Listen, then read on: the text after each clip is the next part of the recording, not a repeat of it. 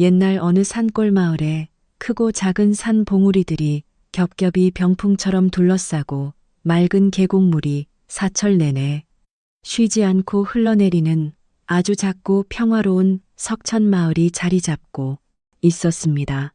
석천마을 사람들은 모두 마음이 순박하여 아침이면 밭에 나가 부지런히 흙을 일구고 저녁이면 집으로 돌아와 옹기종기 모여 앉아 구수한 밥을 지어 먹으며 하루의 피로를 풀었습니다.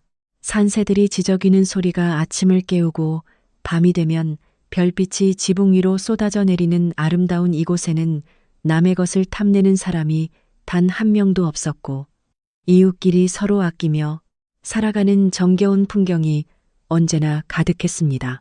이 고요하고 평화로운 마을의 가장 깊숙한 골짜기 끝자락에는 작고 낡은 초가집 한 채가 있었는데 그곳에는 욕심 없이 묵묵히 살아가는 마음씨 착한 박칠성이 혼자 살고 있었습니다.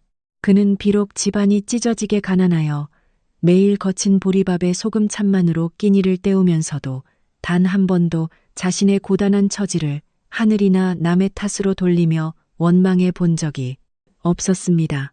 날이 밝으면 지게를 짊어지고 산에 올라가 부지런히 죗감을 구하고 해가 지면 마을로 내려와 나무를 팔아 쌀 한 줌을 구하는 그의 삶은 무척이나 단순했지만 그 속에는 맑은 땀방울과 정직함이 깊게 배어 있었습니다.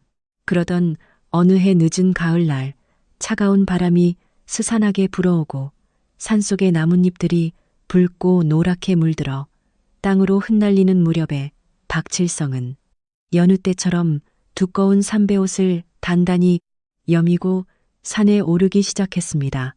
다가오는 추운 겨울을 무사히 넘기려면 땔감을 평소보다 훨씬 더 많이 장만해야 했기에 그는 이마에 맺힌 땀을 대충 소매로 닦아내며 험하고 가파른 산길을 묵묵히 걸어 올라갔습니다. 평소에는 잘 가지 않던 인적이 드문 숲속 깊은 곳까지 발걸음을 옮긴 박칠성은 튼튼해 보이는 굵은 참나무 한 그루를 발견하고는 도끼를 꽉 움켜쥔 채 힘차게 장작을 패기 위해 숨을 크게 들이마셨습니다. 바로 그 순간 고요하던 숲속의 정막을 깨고 어디선가 가춤프고 작은 소리가 들려오기 시작했는데 그것은 짐승의 울음소리가 아니라 분명히 갓난아기들이 칭얼거리는 듯한 아주 미세하고 애처로운 소리였습니다. 박칠성은 도끼를 바닥에 조심스럽게 내려놓고는 귀를 쫑긋 세운 채 주변을 두리번거렸지만 사방에는 떨어진 마른 낙엽들만이 바람에 뒹굴고 있을 뿐 짐승이나 사람의 흔적은 전혀 찾아볼 수가 없었습니다.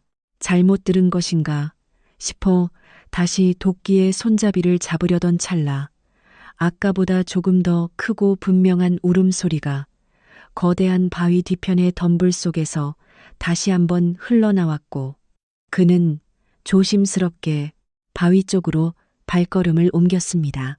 가시덤불을 거칠고 투박한 두 손으로 살며시 헤치고 들어간 박칠성은 눈앞에 펼쳐진 믿기 힘든 광경에 너무 놀라 숨을 멈추고 제자리에 얼어붙은 듯 우뚝 서고 말았습니다.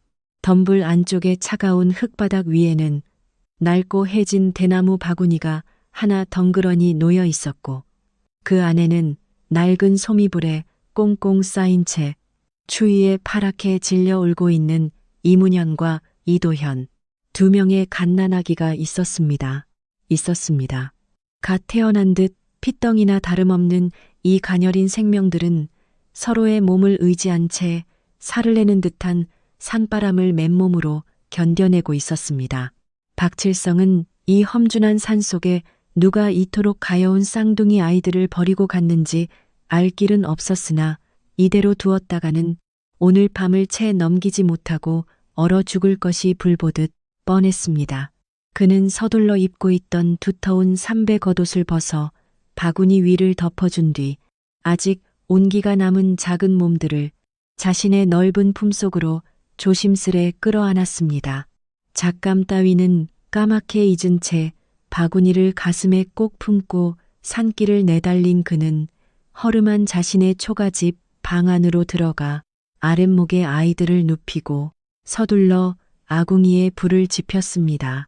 방구들이 차츰 따뜻해지자 하얗게 질려있던 아이들의 얼굴에도 서서히 발그레한 혈색이 돌기 시작했습니다.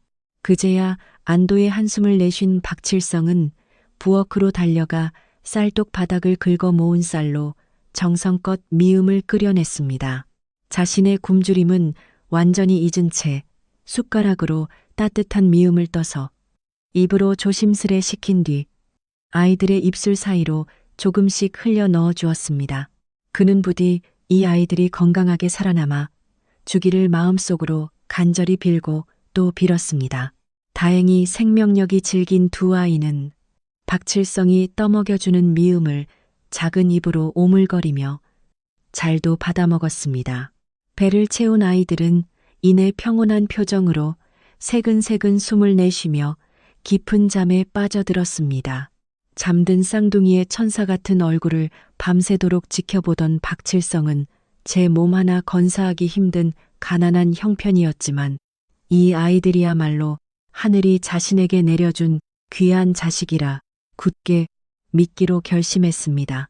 이튿날 날이 밝자마자 박칠성은 이웃에 사는 윤예분을 찾아가 고개를 숙이며 젖동량을 부탁했습니다. 석천 마을 주민들은 어려운 처지에도 핏덩이 둘을 거둔 그의 따뜻하고 갸륵한 마음씨에 감동하여 너도 나도 기꺼이 도움의 손길을 내밀었습니다. 마을 안악들은 번갈아 가며 초가집을 찾아와 아이들에게 따뜻한 젖을 물려주었고 낡은 옷가지를 정성껏 줄여 베넷저고리를 지어주며 피 한 방울 섞이지 않은 아이들을 정성을 다해 보살펴 주었습니다. 박칠성은 이문현과 이도현 두 아이를 정성으로 키우기 위해 이전보다 몇 배나 더 열심히 일하기 시작했습니다. 새벽 별을 보며 깊은 산속으로 들어가 해가 저물어 캄캄해질 때까지 단 한순간도 쉬지 않고 장작을 팼습니다. 험한 산길을 오르내리느라 발바닥은 거북이 등껍질처럼 딱딱하게 갈라지고 어깨에는 지게끈에 쓸린 붉은 상처가 가실 날이 없었으나 집에서 자신을 기다릴 두 아이의 해맑은 미소를 떠올리면 고단함도 잊었습니다. 아이들이 옹알이를 시작하고 뒤집기를 하며 작은 손으로 박칠성의 거칠고 투박한 수염을 잡아당길 때면 그의 얼굴에는 세상을 다 얻은 듯한 환하고 행복한 웃음꽃이 가득 피어나곤 했습니다. 세월은 마치 쉼없이 흐르는 시냇물처럼 빠르게 흘러갔습니다. 어느덧 덤불 속에 버려져 서럽게 울던 핏덩이들은 훌쩍 자라나 총명하고 똘망똘망한 눈망울을 가진 7살의 의젓한 소년들이 되어 석천 마을을 활기차게 뛰어다녔습니다. 가난한 집안 형편 때문에 제대로 된 책 한 권 사줄 수 없는 것이 늘 마음의 짐이었던 박칠성은 장터에서 나무를 팔아 번 돈을 틈틈이 모았습니다. 그렇게 정성껏 모은 돈으로 겨우 구한 낡은 천자문 한 권을 아이들에게 건네주었습니다. 글자를 가르쳐줄 훌륭한 스승을 모시거나 서당 근처에는 얼씬도 할 수 없는 고단한 처지였기에 박칠성은 그저 아이들이 그림책을 보듯 글자의 모양이라도 눈에 익히기를 바라는 소박한 마음뿐이었습니다. 하지만 놀랍게도 이 형제는 하늘이 특별히 내려준 재주를 타고난 것이 분명했습니다. 이문현과 이도현은 낡은 천자문 책을 받아든 지 불과 며칠이 지나지 않아 아무도 가르쳐주지 않은 글자들을 스스로 척척 읽어내기 시작했습니다. 나뭇가지를 주워와 마당의 흙바닥을 도화지 삼아 이리저리 글자를 쓰며 놀던 두 아이는 하늘과 땅의 이치를 묻고 답하며 어른들조차 쉽게 이해하기 힘든 깊고 심오한 대화를 아주 자연스럽게 나누었습니다. 아침에 밭을 매러 가던 석천 마을 주민들은 마당 한가운데 쪼그려 앉아 사서삼경을 외우듯 어려운 글귀들을 줄줄이 읊어대는 형제의 낭랑한 목소리를 듣고는 깜짝 놀라 하던 일도 멈추고 멍하니 서 있곤 했습니다. 마을에서 학식이 가장 깊고 덕망이 높아 촌장으로 불리던 백발의 최만수 어르신도 소문을 듣고 호기심에 박칠성의 작고 초라한 초가집을 직접 찾아왔습니다. 아이들의 영특함을 확인해 보기 위해 최만수는 일부러 어려운 질문들을 던졌습니다. 그러자 이문현과 이도현은 전혀 당황하는 기색 하나 없이 맑고 또렷한 목소리로 앞다투어 막힘없는 대답을 이어갔습니다. 그 논리와 지혜가 어찌나 깊고 오묘한지 백발의 어르신은 헛기침을 하며 연신 감탄사를 내뱉었습니다. 평생 글 공부를 해온 선비들조차 쉽게 깨우치기 어려운 우주의 이치를 단지 몇 줄의 글귀만으로 명쾌하게 풀어내는 아이들의 천재성에 최만수 어르신은 그저 입을 다물지 못하고 고개만 끄덕였습니다. 이 신기하고 경이로운 소문은 발이 달린 것처럼 순식간에 산골짜기를 벗어나 이웃마을과 멀리 떨어진 큰 장터에까지 번져나갔습니다. 사람들은 모이기만 하면 입을 모아 가난한 박칠성 집의 신동들에 대해 이야기했습니다.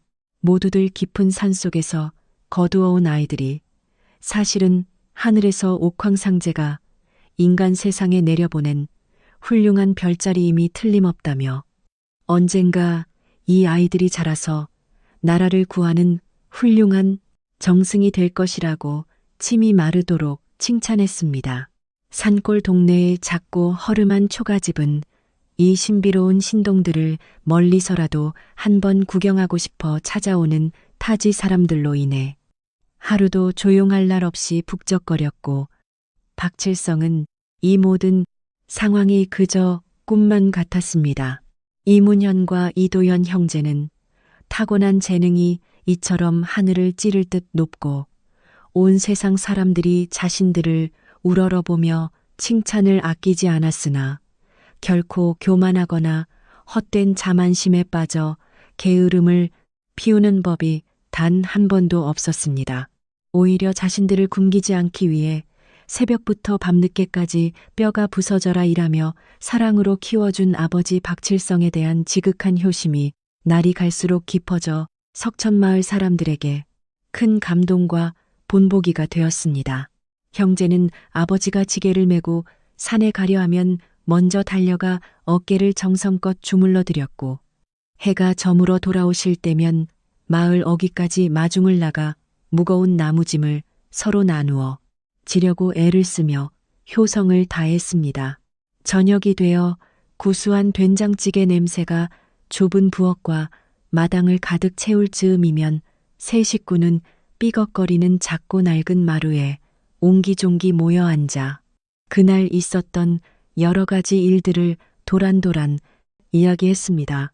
아이들은 낮 동안 흙바닥에 나뭇가지로 글을 쓰며 새로이 깨우친 한자의 오묘한 뜻이나 이웃집 강아지가 담장을 넘다 넘어진 재미있는 이야기들을 신이 나서 제잘거렸고 박칠성은 빙그레 웃으며 그 이야기를 조용히 들어주었습니다.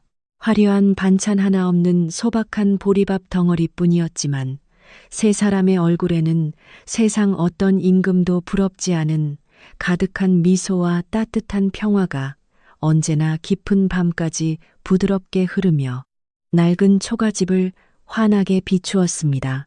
하지만 박칠성의 마음 한구석에는 언제나 말 못할 깊은 근심과 불안이 마치 어두운 그림자처럼 자리 잡고 있었는데 그것은 아이들의 지나치게 빼어난 재주가 혹시라도 훗날 큰 화를 부르지 않을까 하는 걱정이었습니다. 예로부터 지나치게 뛰어난 영재들은 그 재능을 질투하는 악한 무리의 표적이 되어 불행한 결말을 맞이하는 경우가 많았다는 옛 이야기를 종종 들어왔기에 무식한 자신이 아이들을 어떻게 안전하게 지켜낼 수 있을지 늘 막막했습니다. 혹여나 지체 높고 권력 있는 양반들이 아이들을 강제로 데려가 자신들의 탐욕스러운 이익을 채우는 도구로 이용하다가 결국 비참하게 버리게 될지도 모른다는 생각에 밤잠을 설치며 조용히 한숨을 쉬는 날이 늘어갔습니다. 아버지의 얼굴에 짙게 드리워진 그 어둡고 수심 가득한 표정을 단번에 눈치챈 영특하고 마음씨 깊은 이문현과 이도현 형제는 조그마한 두 손으로 굳은 살이 단단히 박인 아버지의 거친 손을 번갈아 가며 꼭 맞잡았습니다. 형인 이문현은 해맑고 밝은 미소를 활짝 지으며 아버지 저희는 하늘이 두 쪽 나고 세상이 뒤집어져도 아버지를 절대로 떠나지 않을 것이니 아무 걱정하지 마시고 편안하게 주무세요 라고 다정하고 씩씩하게 말했습니다. 동생인 이도현 역시 진지하고 다부진 표정으로 고개를 끄덕이며 만약 누군가 우리를 강제로 데려가려 억지를 부린다면 제가 그동안 배운 모든 지혜를 다 짜내어 단단히 혼내줄 테니 아버지는 든든한 저희만 믿으세요 라고 덧붙였습니다. 자신을 향해 진심을 다해 위로하는 두 아이의 너무도 속 깊고 따뜻한 말에 왈칵 감동의 눈물이 차오른 박칠성은 거칠고 투박한 손등으로 재빨리 눈가를 훔쳐내고는 두 팔을 크게 벌려 이문현과 이도현을 꽉 품에 안았습니다. 그래, 너희들이 이 아비의 곁에 이렇게 건강하고 든든하게 있어주는 것만으로도 나는 세상 그 어떤 만석군보다 훨씬 더 행복한 사람이라고 그는 떨리는 목소리로 속삭이며 아이들의 머리를 다정하게 쓰다듬고 또 쓰다듬었습니다.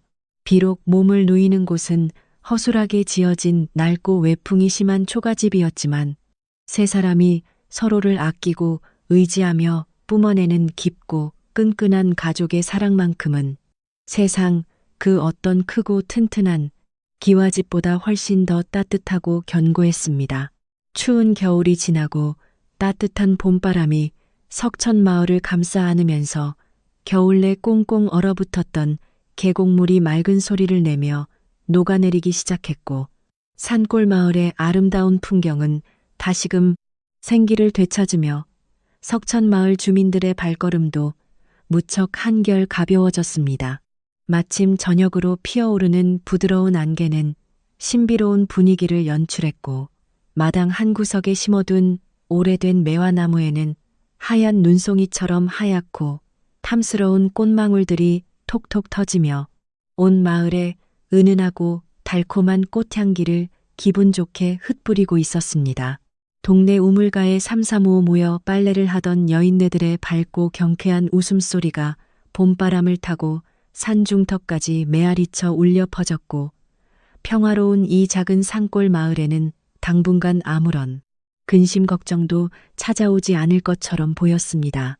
그 눈부시게 화창하고 평화로운 봄날 아침에도 어김없이 이문현과 이도현 형제는 낡은 마루 끝에 나란히 걸터앉아 구멍난 버선을 신은 두 발을 흔들며 아버지가 구해다 준 낡은 서책을 낭낭하고 맑은 목소리로 읽어 내려가고 있었습니다.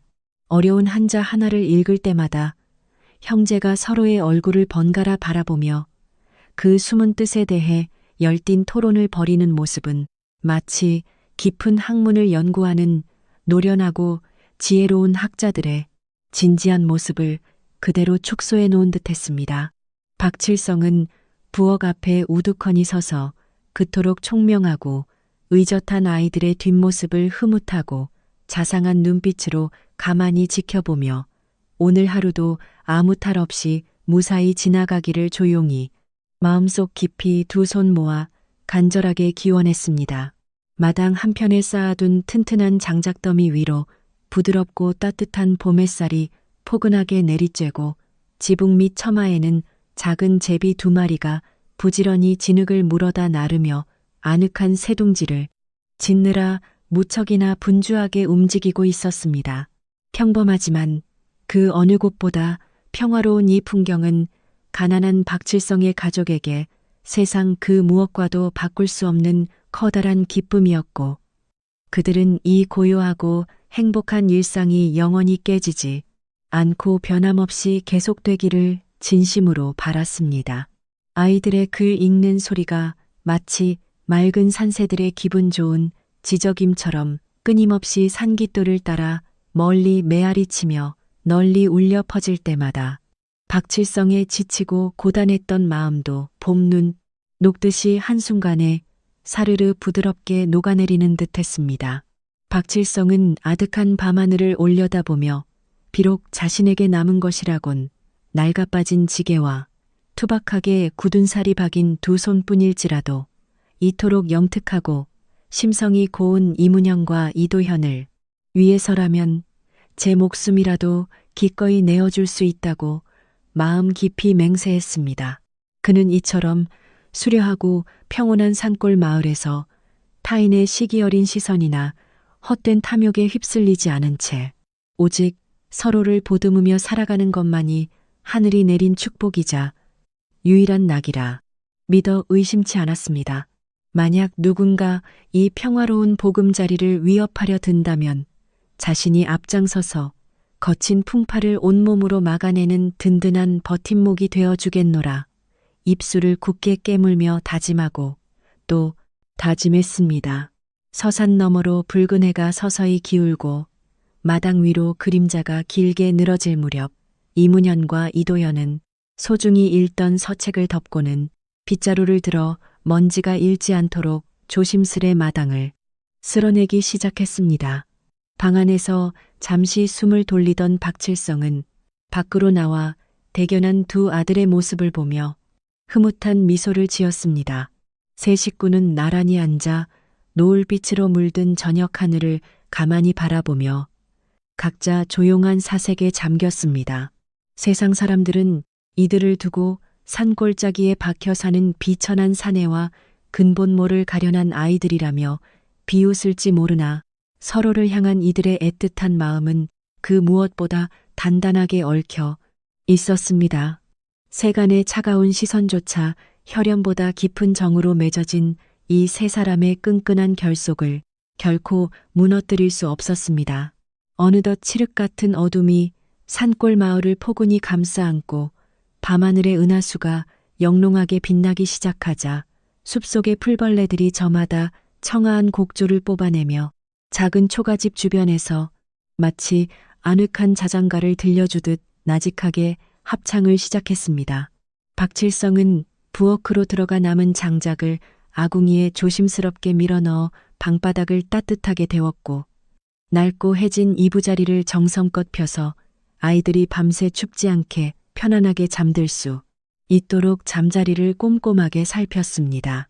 두 아들은 아버지의 따뜻하고 포근한 품에 안겨 오늘 밤에도 좋은 꿈을 꾸기를 바라며 서로의 온기를 나누었고 좁은 방 안에는 금세 새근새근 일정하고 부드러운 숨소리만이 고요하게 가득 차기 시작했습니다.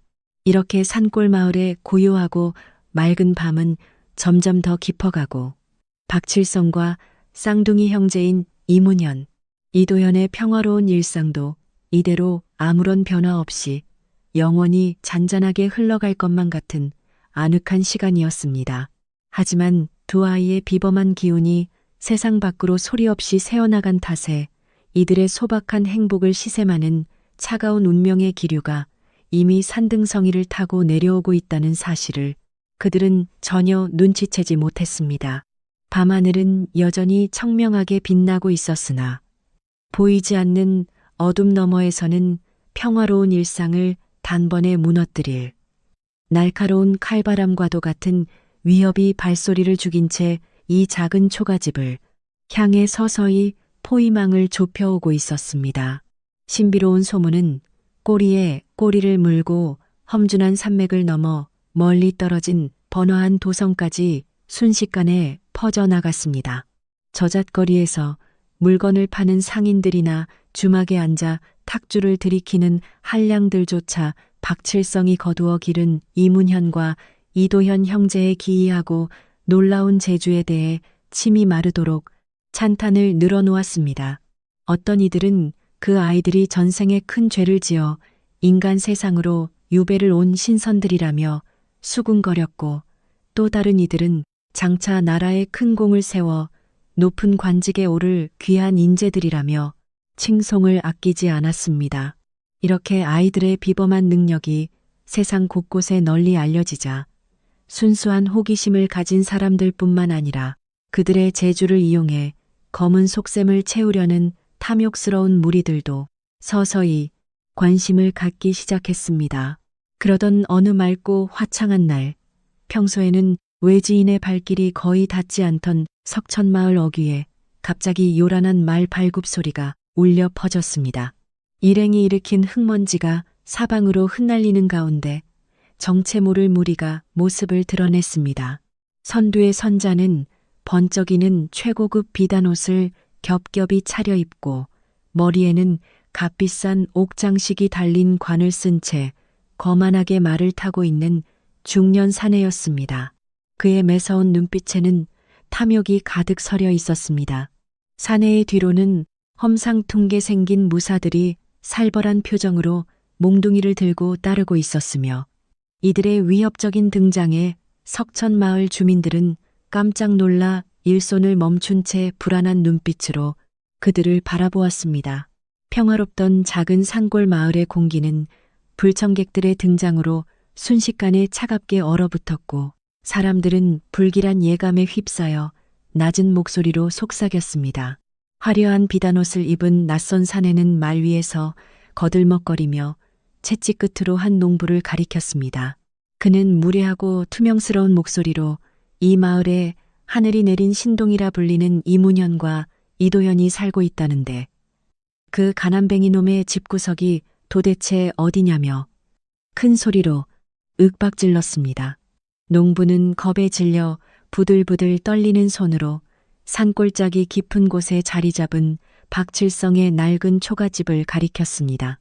사내는 콧방귀를 끼며 호위 무사들을 이끌고 좁고 험한 산길을 거침없이 헤치며 당당하게 올라가기 시작했습니다.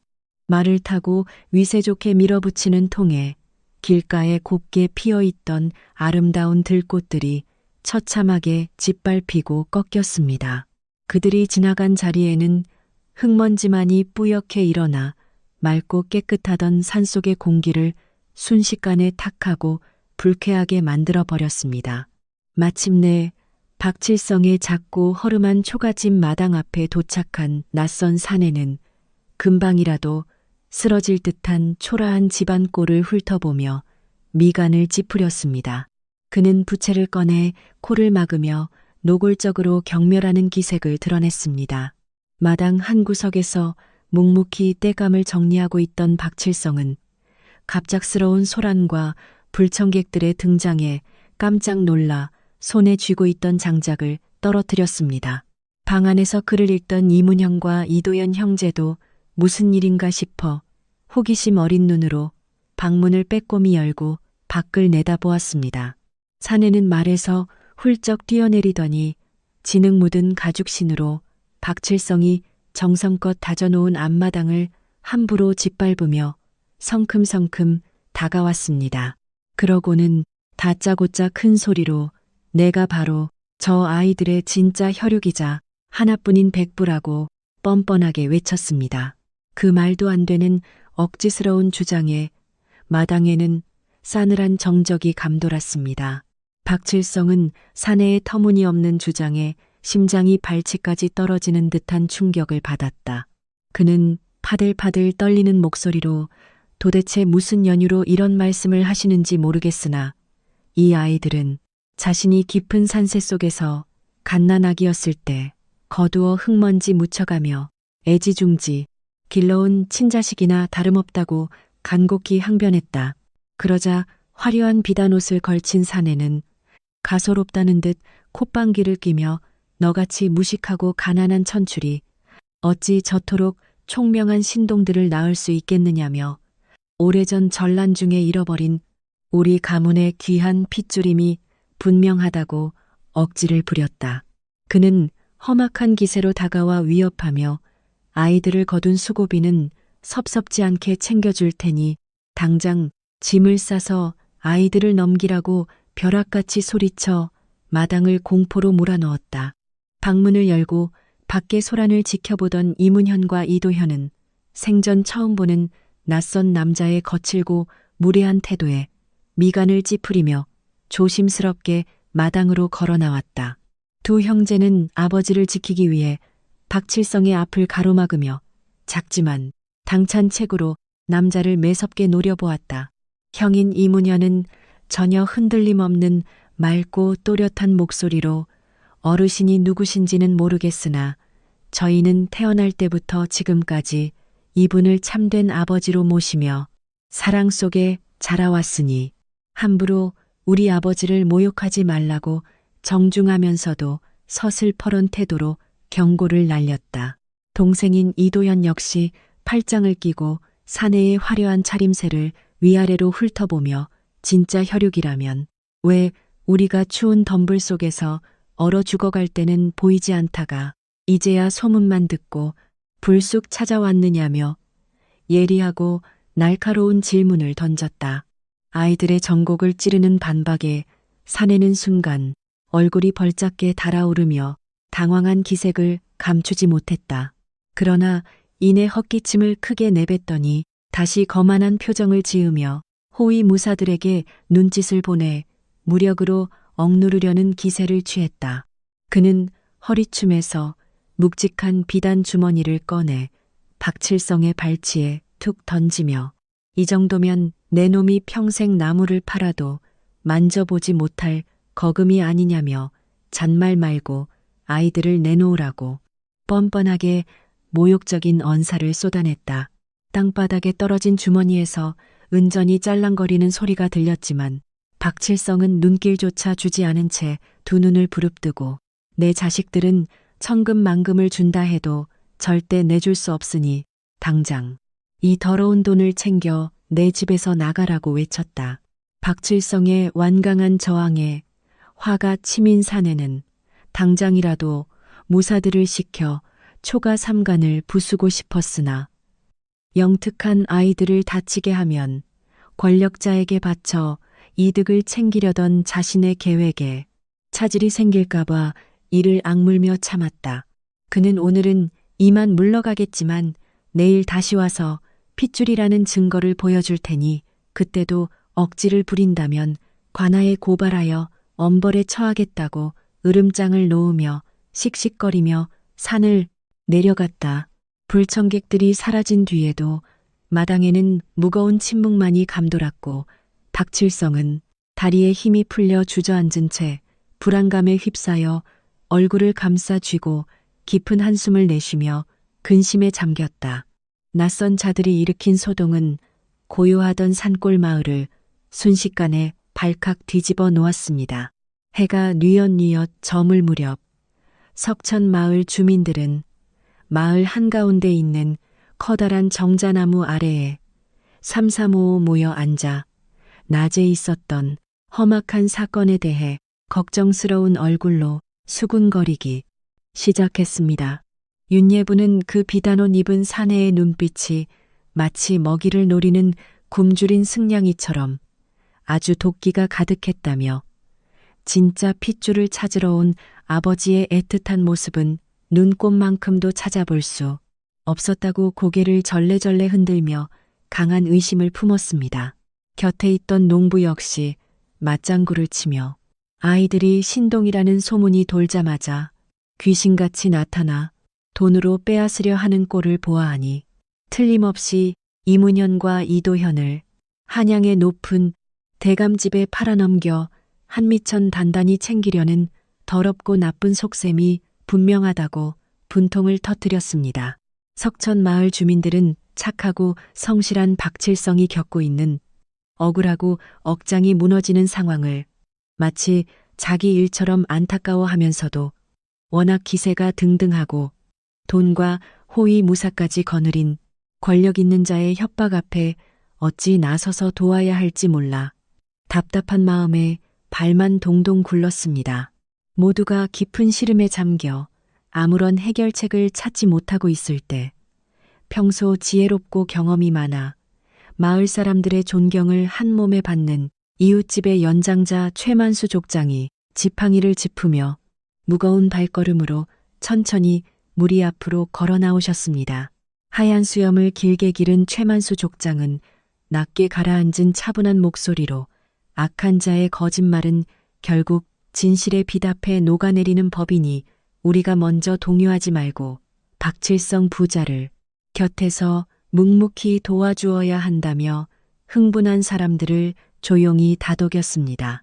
밤이 깊어지자 마을의 최만수 족장은 조그마한 호롱불 하나만을 든 채 어둠을 뚫고 좁고 구불구불한 산길을 올라 박칠성의 쓸쓸하고 적막한 초가집을 조용히 찾아오셨습니다.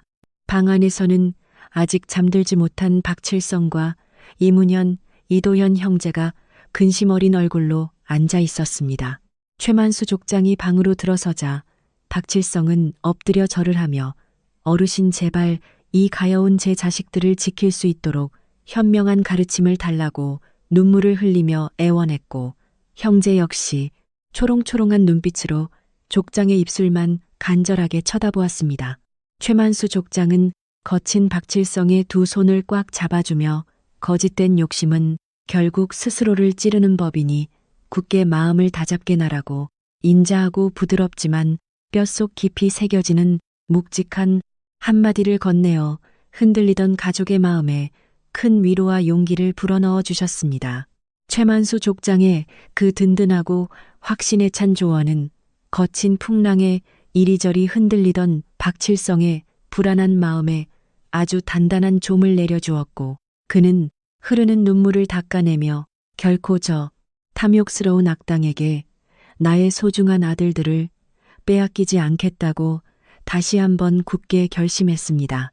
이문현과 이도현 형제 또한 어르신의 깊은 지혜가 담긴 말씀에 고개를 끄덕이며 자신들을 팔아넘기려는 가짜 친척의 더럽고 간악한 속셈을 온 동네 사람들 앞에서 낱낱이 파헤치기 위해 밤새도록 머리를 맞대고 지혜로운 대책을 철저하게 세우기로 마음먹었습니다.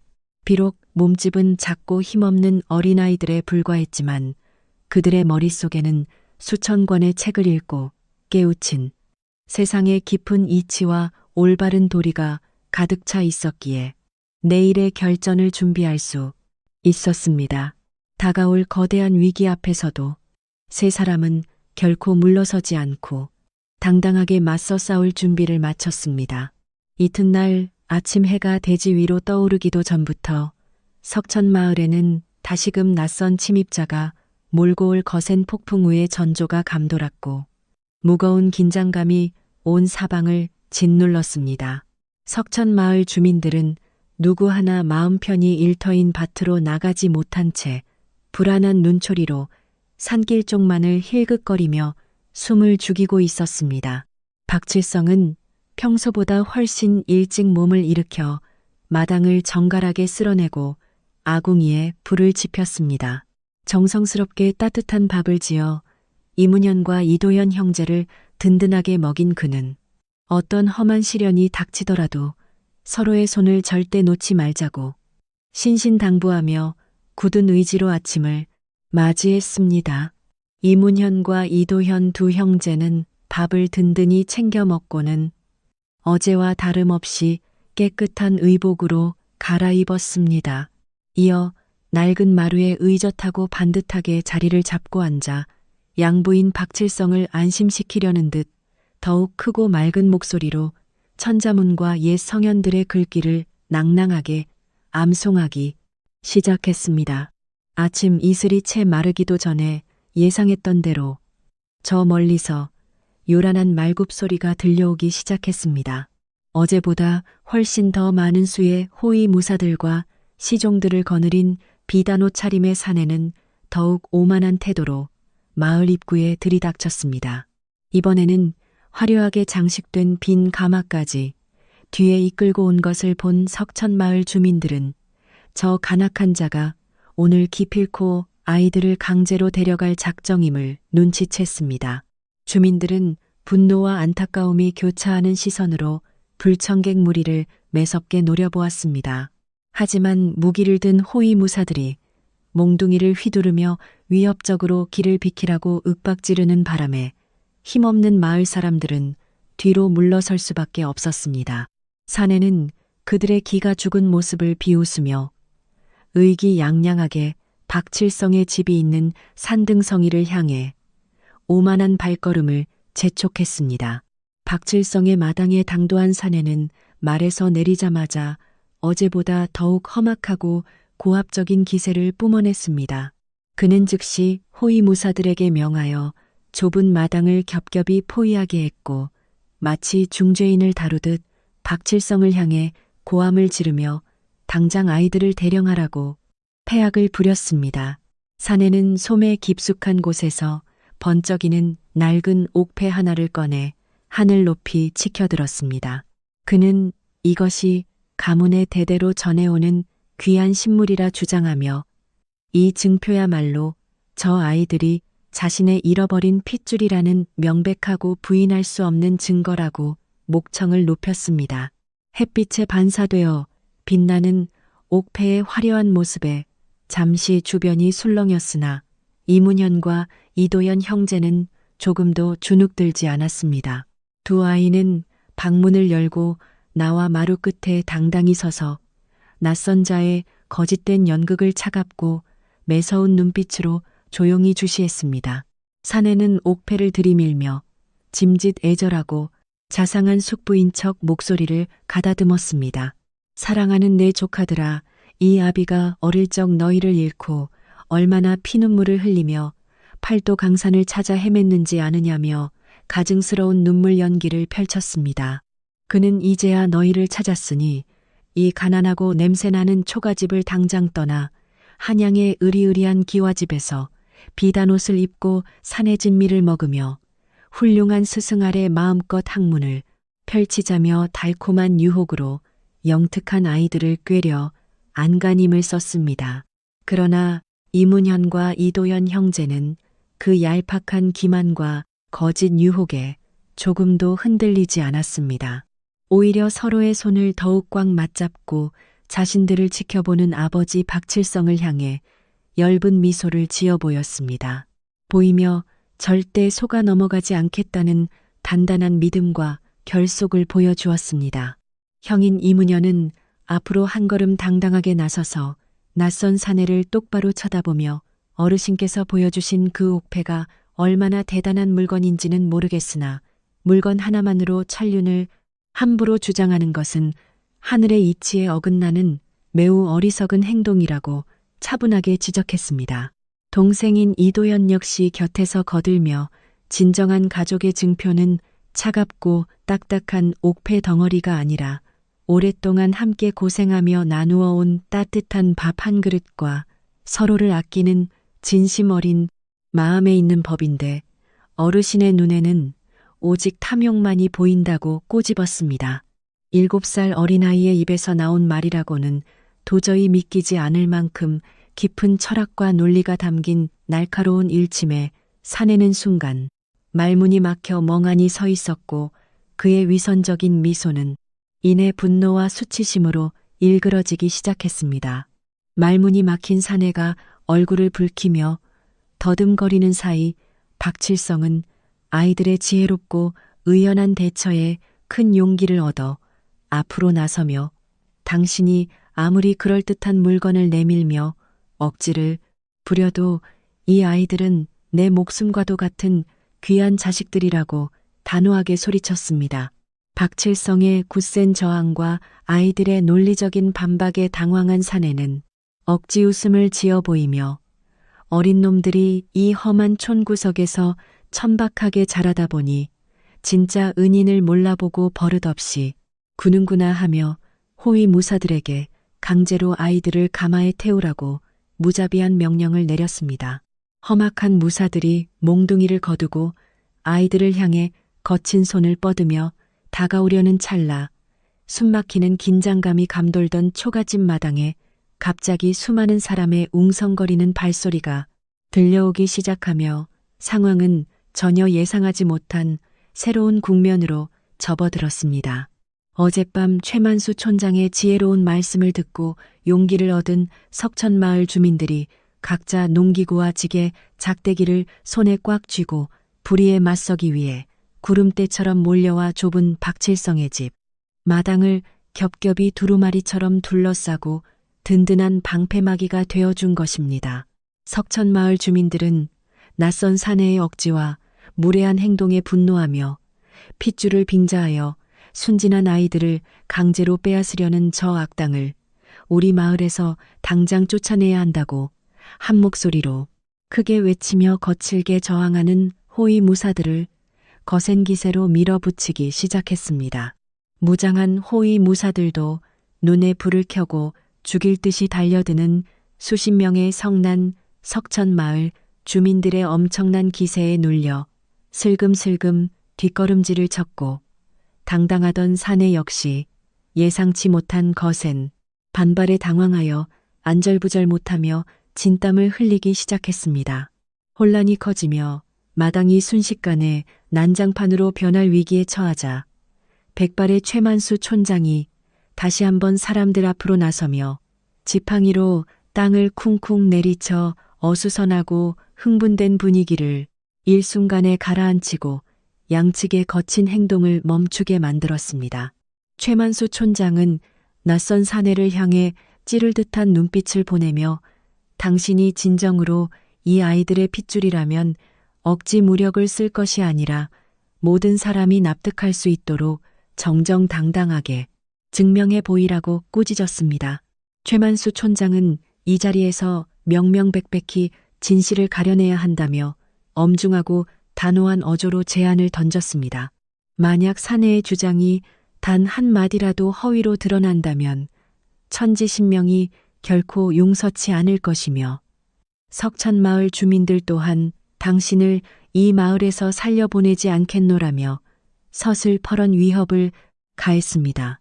그의 범접할 수 없는 기계와 위험은 낯선 사내의 기선을 단번에 제압해버리는 놀라운 지혜와 카리스마를 보여주었습니다.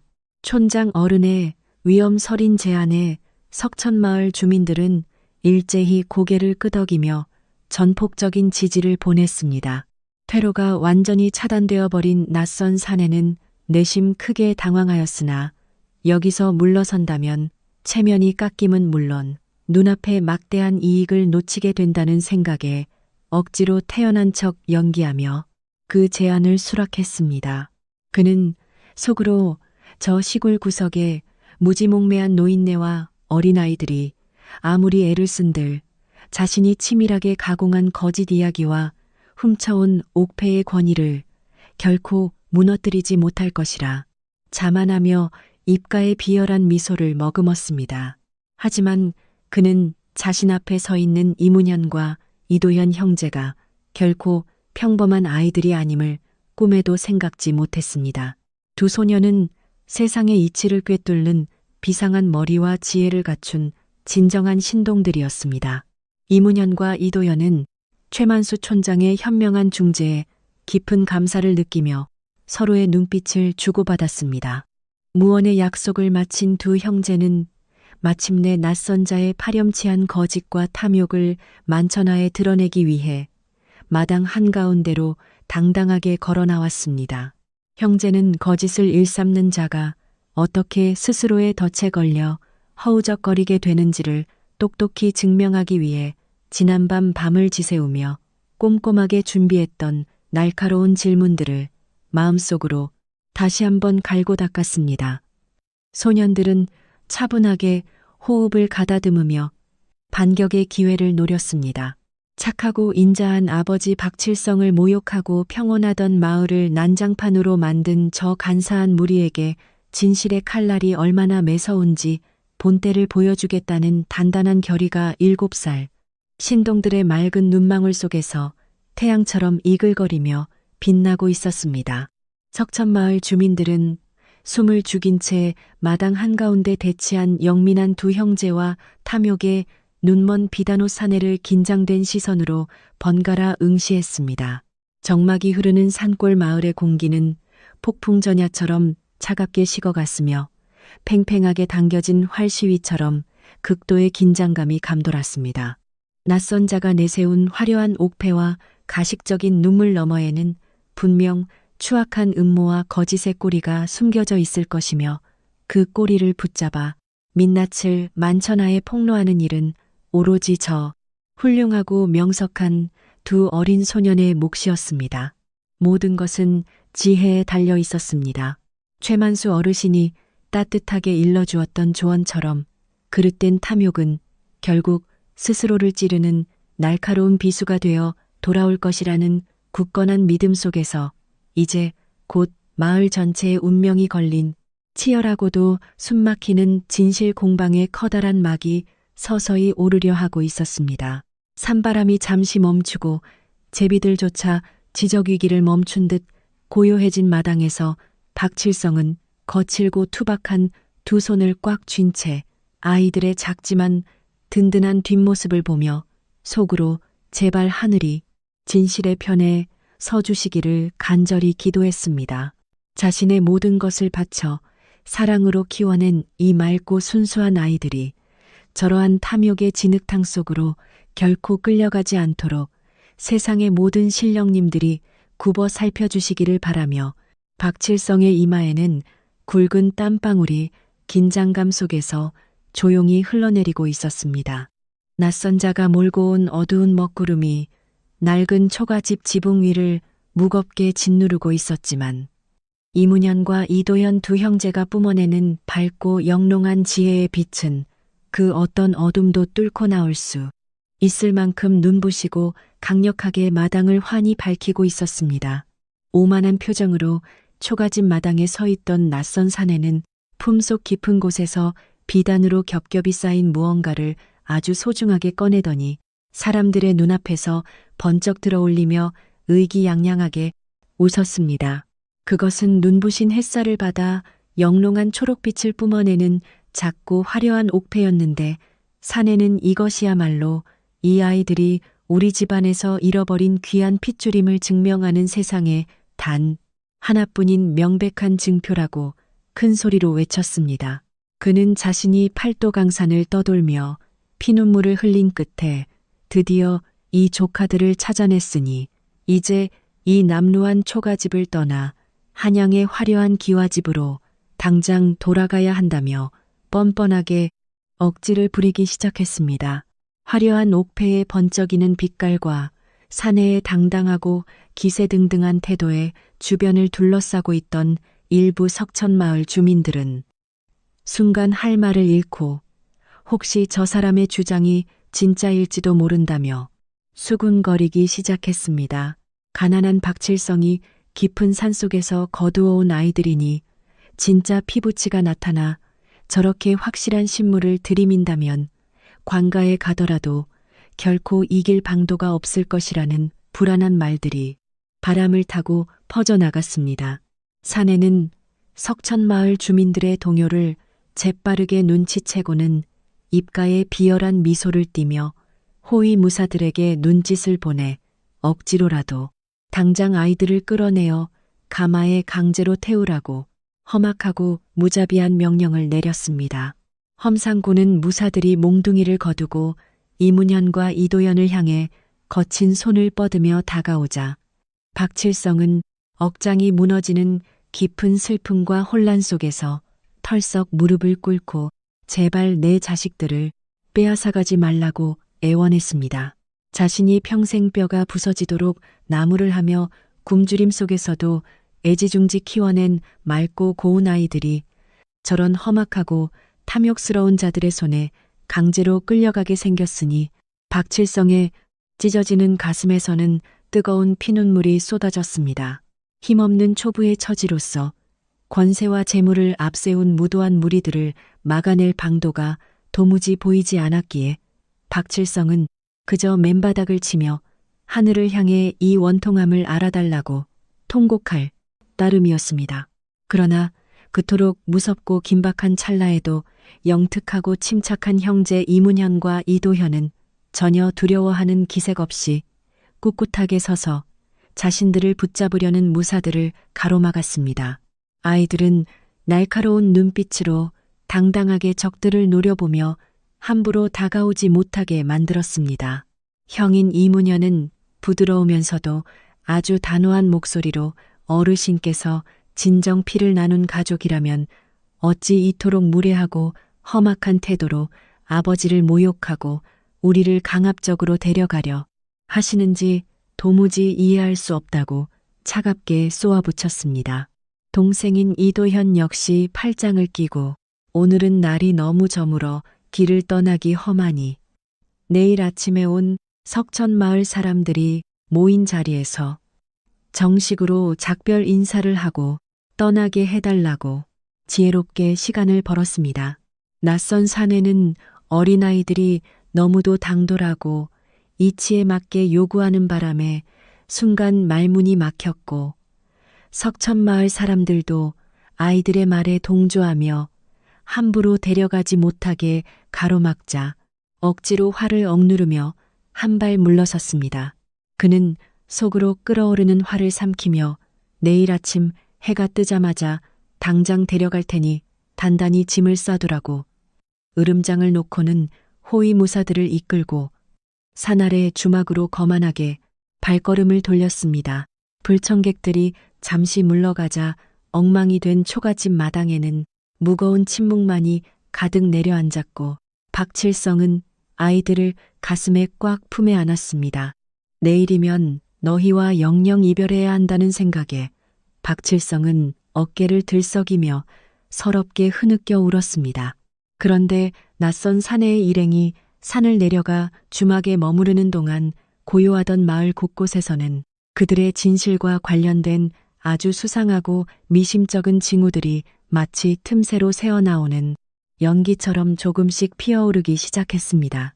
주막에서 술을 나르던 주모는 사내가 호위 무사들과 몰래 나누는 은밀한 대화를 우연히 엿듣게 되었는데 그 내용이 진짜 조카를 찾은 삼촌의 애틋함과는 거리가 너무 멀어 등골이 서늘해질 정도였습니다. 사내는 탁주를 거칠게 들이켜며 저 똑똑한 놈들을 한양의 최대감에게 뇌물로 바치면 그 영감이 기뻐하며 내게 큰 벼슬자리 하나를 확실히 내려줄 것이라고 낄낄거리며 비열한 속내를 드러냈던 것입니다. 주모가 들은 그 끔찍한 이야기는 발없는 말이 천리를 가듯 순식간에 동네 안악들의 입을 거쳐 저녁 갈무리를 마치고 돌아오는 농부들의 귀에 은밀하고 빠르게 퍼져나갔습니다. 핏줄을 내세워 아이들을 데려간다는 놈이 사실은 영특한 신동들을 권력자에게 장난감처럼 팔아넘기고 벼슬과 재물을 탐하려는 악랄한 인신매매꾼에 불과하다는 충격적인 진실에 온 석천마을 사람들은 경악을 금치 못하며 부들부들 떨었습니다. 낮에 보았던 화려한 옥지환이 어디선가 훔쳐오거나 돈을 주고 만들어낸 가짜일 것이라는 강한 확신이 촌부들의 마음속에 자리 잡기 시작했고 분노는 집단에 불이 붙은 듯 거세게 타올랐습니다. 어둠이 짙게 깔리고 은은한 달빛이 대지를 비추기 시작할 무렵 낮에 가장 앞장서서 외지 사내를 가로막았던 젊은 농부가 거친 숨을 몰아쉬며 좁고 가파른 산길을 단숨에 뛰어 올라왔습니다. 그는 박칠성이 거처하는 초가집 앞에 다다르자마자 다급한 손길로 살인문을 쾅쾅 두드렸습니다. 방 안에서 홀로 눈물을 훔치며 시름에 잠겨있던 박칠성이 문을 열자 농부는 주변을 살피며 방 안으로 들어와 낮에 주막에서 흘러나온 그자들의 검고 더러운 속셈을 하나도 빠짐없이 상세하게 전했습니다.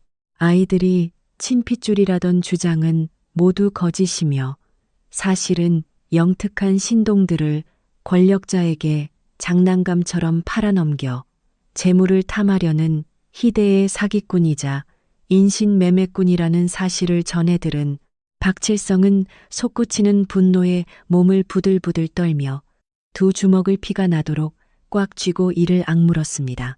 젊은 농부가 전해준 충격적인 소문을 옆에서 조용히 듣고 있던 이문현과 이도현 형제는 전혀 놀라거나 당황하지 않고 오히려 이제야 퍼즐 조각이 완벽하게 맞춰졌다는 듯 서로를 바라보며 차분하게 고개를 끄덕였습니다. 형인 이문현은 맑고 이성적인 목소리로 낮에 그자가 내보인 옥패의 문양을 보았을 때부터 이미 수상함을 느꼈다며 우리 같은 상민의 집안에서 저런 귀한 궁중의 물건을 가졌을 리가 없다고 예리하게 지적했습니다. 동생 이도현 역시 그자의 눈빛에는 혈육을 향한 사랑이나 안타까움 대신 오직 황금을 바라보는 굶주린 승냥이의 비열한 탐욕만이 번득이고 있었기에 처음부터 새빨간 거짓말이라는 것을 확신하고 있었다고 당차게 덧붙였습니다. 두 아이는 겁에 질린 아버지 박칠성을 향해 환한 미소를 지어 보이며 내일 아침 석천마을 사람들이 모두 모인 자리에서 저 사기꾼의 추악한 민낯을 천하에 폭로할 테니 조금도 걱정하지 마시라고 위로했습니다. 무력으로 맞서면 오히려 관가에 끌려갈 빌미를 줄 수 있으니 그자의 거짓말이 스스로 꼬이도록 교묘한 덫을 놓아 자신의 입으로 모든 진실을 자백하게 만들겠다는 치밀하고 똑똑한 계획이었습니다.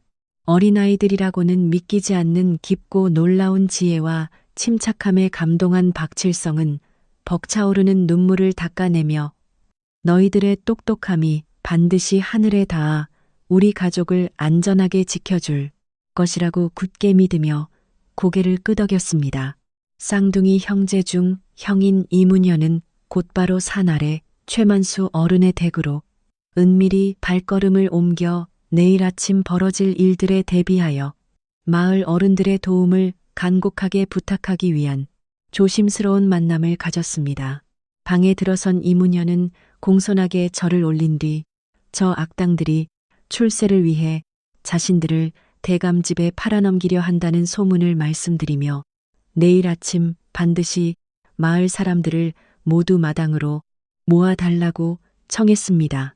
석천마을의 촌장인 최만수는 영특한 아이의 깊고 당찬 속내를 단번에 알아차리고는 하얀 수염을 쓰다듬으며 빙그레 웃으시고 내가 든든한 바람막이가 되어줄 테니 너희는 마음껏 진실의 날을 세워보라고 굳게 약속하셨습니다. 이문현이 무사히 약속을 마치고 산길을 다시 올라 집으로 돌아왔을 때 동생 이도현은 호롱불 아래 엎드려 낡은 종이 조각에 내일 아침 사내에게 던질 예리하고 날카로운 질문들을 하나하나 꼼꼼하게 적고 있었습니다. 이문현과 이도현 두 형제는 머리를 맞대고 앉아 낯선 사내가 의심하지 못한 채 스스로 함정에 빠져들게 할 방도를 깊이 고민했습니다. 아이들은 사내의 앞뒤가 맞지 않는 거짓말들을 조목조목 반박할 수 있도록 완벽하고 치밀한 논리를 함께 구상해 나갔습니다. 비록 나이는 7살에 불과했으나 그들의 총명한 두뇌 속에서는 이미 수십 가지 상황을 묘사하고 분석하는 노련한 재상의 지혜가 깊은 샘물처럼 끝없이 솟구쳐 나와 방안을 환하게 비추고 있었습니다. 깊은 밤이 되어 석천마을 전체가 고요한 어둠 속에 잠기고 풀벌레 소리조차 잦아들었지만 박칠성의 작고 낮은 초가집 방안만큼은 마치 거대한 결전을 앞둔 장군들의 막사처럼 팽팽한 긴장감이 감돌았습니다. 박칠성은 아이들이 이토록 침착하게 모든 계획을 세우는 과정을 곁에서 지켜보며 자신이 무식하여 자식들을 위기에 빠뜨린 것만 같아 미안한 마음에 고개를 푹 숙였습니다. 그는 거친 손만 연신 매만지며 안절부절 못하고 있었습니다. 이문현과 이도현 쌍둥이 형제는 그런 아버지를 꼭 끌어안으며 자신들이 이렇게 영리해진 것은 모두 아버지가 피땀 흘려 사주신 책 덕분이라 말했습니다. 아이들은 오늘 밤만큼은 아무런 걱정 말고 마음 편히 푹 주무시라며 박칠성을 다정하고 따뜻하게 위로했습니다. 아이들의 진심 어린 위로 덕분에 박칠성의 불안했던 마음은 서서히 잔잔해졌습니다.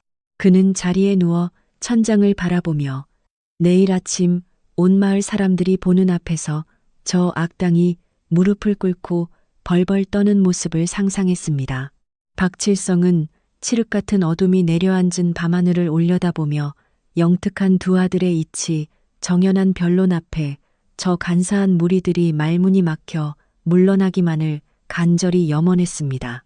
설령 일이 잘못되어 아이들을 빼앗길 위기에 놓일지라도 제 목숨을 방패 삼아 이 맑은 생명들을 끝까지 지켜내겠노라. 비장하게 다짐한 그는 무거운 마음을 억누르며 간신히 옅은 잠에 들었습니다. 아비의 숨소리가 고르게 잦아든 뒤에도 이문현과 이도현은 눈을 감지 않았습니다. 두 형제는 내일 마주할 모든 광경을 미리 내다보며 상대의 미세한 안면 떨림부터 호위 무사들의 사소한 움직임에 이르기까지 발생 가능한 모든 변수를 치밀하게 갈무리하고 있었습니다. 무릇 허위라는 것은 반드시 빈틈을 남기기 마련이며 그 취약한 곳을 공략당할 때 비로소 진면목이 드러난다는 세상의 섭리를 형제는 이미 서책을 통해 익히고 있었습니다. 날이 밝아 석천마을 주민들이 지켜보는 앞에서 외지인의 비루한 야욕이 아침 안개처럼 사라질 것임을 확신하는 두 아이의 눈매는 예리하게 빛났습니다. 한편 주막의 낯선 사내는 영특한 아이들을 가로채 한양으로 입성할 생각에 들떠 연신 독주를 들이키며 아직 오지도 않은 승리감에 젖어 깊은 밤을 보내고 있었습니다. 사내는 자신이 내보인 번쩍이는 가짜 옥패 하나에 겁을 먹고 벌벌 떨던 박칠성의 초라한 모습을 떠올리며 비릿한 웃음을 지었습니다. 시골 구석에 무지몽매한 벌레 같은 놈들이 어찌 한양 양반인 자신의 치밀한 계획을 감히 알아채겠느냐며 오만하게 비웃었습니다. 가마에 억지로 태워 아이들을 데려가기만 하면 권세가에게 넘겨 막대한 재물을 얻고 평생 떵떵거리며 살 수 있다는 허황된 욕심에 사로잡힌 그는 다가올 처참한 몰락을 전혀 눈치채지 못한 채 코를 골며 잠들었습니다. 산머리로 희미하게 밝아오는 새벽빛이 초가집 지붕을 덮을 무렵 이문현과 이도현 형제는 일찍 일어나 정갈한 물로 세수를 하고 마당으로 나왔습니다. 두 아이는 자신들이 사랑하는 집의 풍경을 아주 차분하고 고요한 눈빛으로 가만히 가슴에 담았습니다. 이 작은 마당은 박칠성 아버지가 피땀을 흘리며 자신들을 업어 키운 세상에서 가장 소중하고 따뜻한 보금자리였기에 두 아이는 어떤 악당의 협박과 유혹에도 결코 이 집을 떠나지 않겠다고 다시 한번 굳게 맹세했습니다.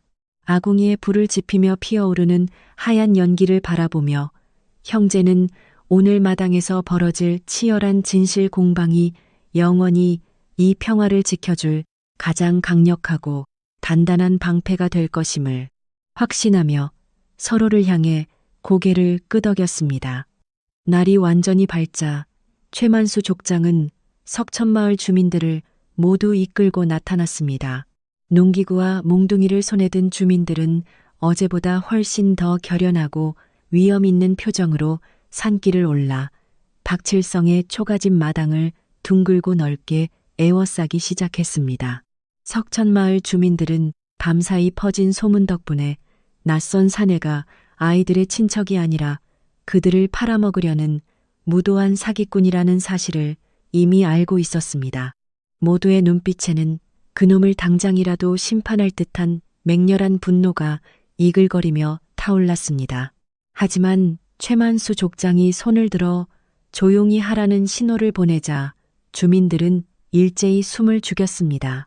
그들은 마당 한가운데 의젓하게 서 있는 이문현과 이도현의 당찬 뒷모습을 묵묵히 바라보며 다가올 폭풍을 조용히 기다렸습니다. 마침내 저 멀리 산 아래에서 어제보다 더욱 요란하고 거만한 말발굽 소리가 흙먼지를 일으키며 들려오기 시작했습니다. 낯선 사내가 호위 무사들과 함께 빈 가마를 앞세우고 당당한 걸음으로 초가집 마당에 들이닥쳤습니다. 그는 자신이 도착하면 박칠성이 아이들을 보따리와 함께 꿇어앉혀 놓았을 것이라 기대했습니다. 그러나 막상 마당에 들어서자 수십 명의 성난 석천마을 주민들이 자신을 겹겹이 포위하듯 노려보고 있는 살벌한 광경에 멈칫하며 속으로 몹시 당황했습니다. 하지만 그는 헛기침을 크게 하며 애써 태연한 척 허리를 꼿꼿이 폈습니다. 사내는 건방진 눈빛으로 박칠성을 향해 약속한 아침이 밝았으니 잔말 말고 내 조카들을 순순히 가마에 태우라고 뻔뻔하게 고함을 내질렀습니다. 사내의 오만방자한 호통에도 박칠성은 뒤로 물러서지 않고 주민들 틈에 꼿꼿이 서 있었습니다. 이문현과 이도현 형제는 나란히 앞으로 걸어 나와 사내의 눈을 똑바로 응시하며 흔들림 없는 단단한 바위처럼 버텼습니다. 이도현은 매우 맑고도 쟁쟁한 목소리로 입을 열었습니다. 어르신께서 진정 우리를 데려가고자 하신다면 여기 모인 모든 석천리 주민들께서 증인이 되는 자리에서 당신이 참된 혈육이라는 사실을 한 점 의혹도 없이 명명백백하게 증명해 보이라고 당당히 요구했습니다. 그 낯선 사내는 콧방귀를 끼며 어제 보여준 옥패가 바로 그 확실한 증거가 아니냐고 다시금 고함을 질렀으나 형인 이문현은 차가운 눈매를 번뜩였습니다. 이문현은 빛나는 옥패 속에 감춰진 추악하고 검은 진실이 무엇인지 이제부터 자신들이 낱낱이 파헤쳐 주겠다고 서늘하게 경고하며 앞으로 한 걸음 다가섰습니다. 어린아이의 입에서 나왔다고는 도저히 믿기지 않을 만큼 날카롭고 매서운 기세에 낯선 자는 자신도 모르게 한 발짝 뒤로 주춤 물러섰고 주변의 험상고는 호위 무사들조차 침을 꿀꺽 삼키며 묘한 긴장감에 휩싸여 꼼짝도 하지 못했습니다. 석천리 주민들은 이문현과 이도현 형제가 던지는 한마디 한마디에 고개를 끄덕이며 통쾌함을 느꼈습니다. 이제 낯선 자가 숨기고 있던 새빨간 거짓말들이 하나씩 껍질을 벗고 추악한 민낯을 드러낼 시간이 코앞으로 다가왔음을 직감하며 눈을 번뜩였습니다. 권세와 재물에 눈이 멀어 천륜을 짓밟으려 했던 어리석은 악당은 자신이 직접 파놓은 탐욕의 함정에 서서히 빠져들고 있다는 사실조차 깨닫지 못한 채 식은땀을 흘리며 방어할 궁리를 하느라 눈동자만 불안하게 굴렸습니다. 최만수 촌장은 지팡이에 두 손을 얹고 평상에 묵묵히 앉아 그 숨막히는 대치를 든든하게 지켜보셨고 박칠성은 두 주먹을 꽉 쥔 채 아이들의 그 작지만 위대한 뒷모습에서 뿜어져 나오는 지혜의 광채를 바라보았습니다. 어둠이 아무리 깊고 짙게 깔리더라도 새벽이 오면 한 줄기 빛에 의해 흔적도 없이 사라지듯 사내의 그 어떤 간악한 거짓말도 하늘이 내린 신동들의 맑고 투명한 지혜 앞에서는 결국 녹아내릴 수밖에 없는 운명이었습니다. 온 동네 사람들의 숨소리조차 도슨 듯한 고요한 마당 한가운데서 진실과 거짓이 정면으로 부딪히는 거대한 싸움의 막이 올랐습니다. 이문현과 이도현 형제는 진정한 가족을 지키기 위한 첫 번째 날카로운 질문을 사내의 심장을 향해 힘껏 던질 준비를 마쳤습니다. 깊은 산속에 맑은 바람이 긴장감으로 팽팽해진 마당을 한 차례 휩쓸고 지나가며 낡은 초가집의 처마 밑 풍경을 작게 흔들었고 그 소리만이 이 숨 막히는 정적을 깨우는 유일한 신호처럼 허공에 맑게 울려 퍼졌습니다. 모든 준비를 마친 이문현과 이도현 형제는 서로의 작은 손을 한 번 꽉 마주잡고 고개를 끄덕이며 진실의 날을 세웠습니다. 낯선 자의 얼굴에는 서서히 피어오르는 당황스러움과 공포의 그림자가 드리워지며 그의 몰락이 얼마 남지 않았음을 암시하고 있었습니다. 양아버지 박칠성을 지키기 위해 7살 어린아이들이 벌이는 지혜의 재판은 이제 피할 수 없는 커다란 강물이 되어 탐욕스러운 악당의 발밑을 무섭게 집어삼키기 위해 소용돌이치며 흐르기 시작했고 이야기는 가장 중요한 결전의 순간을 맞이하고 있었습니다. 태양은 어느덧 중천을 향해 서서히 솟아오르며 박칠성의 마당을 환하게 비추었고 마당 한가운데 선 이문현과 이도현의 맑고 당당한 눈동자는 햇빛을 받아 마치 반짝이는 흑진주처럼 영롱하게 빛나며 불의에 맞서는 굳건한 의지를 드러냈습니다. 가난에 찌든 남루한 행색이었으나 두 아이의 전신에서 뿜어져 나오는 학문과 지혜의 깊은 기운은 실로 대단했습니다. 겹겹이 비단 옷을 둘러친 낯선 사내의 허례허식을 단숨에 압도할 만큼 그 위엄이 서려 있어 지켜보는 이들이 절로 경외감을 느낄 정도였습니다. 돈으로 무사를 사고 화려한 가마를 동원하여 위세를 떨친다 한들 마음속 깊이 도살인 추악한 거짓과 탐욕의 악취는 결코 가릴 수 없음을 이 고요하면서도 치열한 대치 상황이 온 세상에 증명하고 있었습니다. 이제 진실을 파헤치는 첫 번째 질문이 동생 이도현의 입술 끝에 맺히기 직전이었습니다. 사내는 식은땀을 흘리며 마른 침을 삼켰고 양아버지 박칠성은 마음속으로 두 손을 굳게 모아 이 싸움에서 부디 아이들이 다치지 않고 승리하기를 간절히 염원했습니다.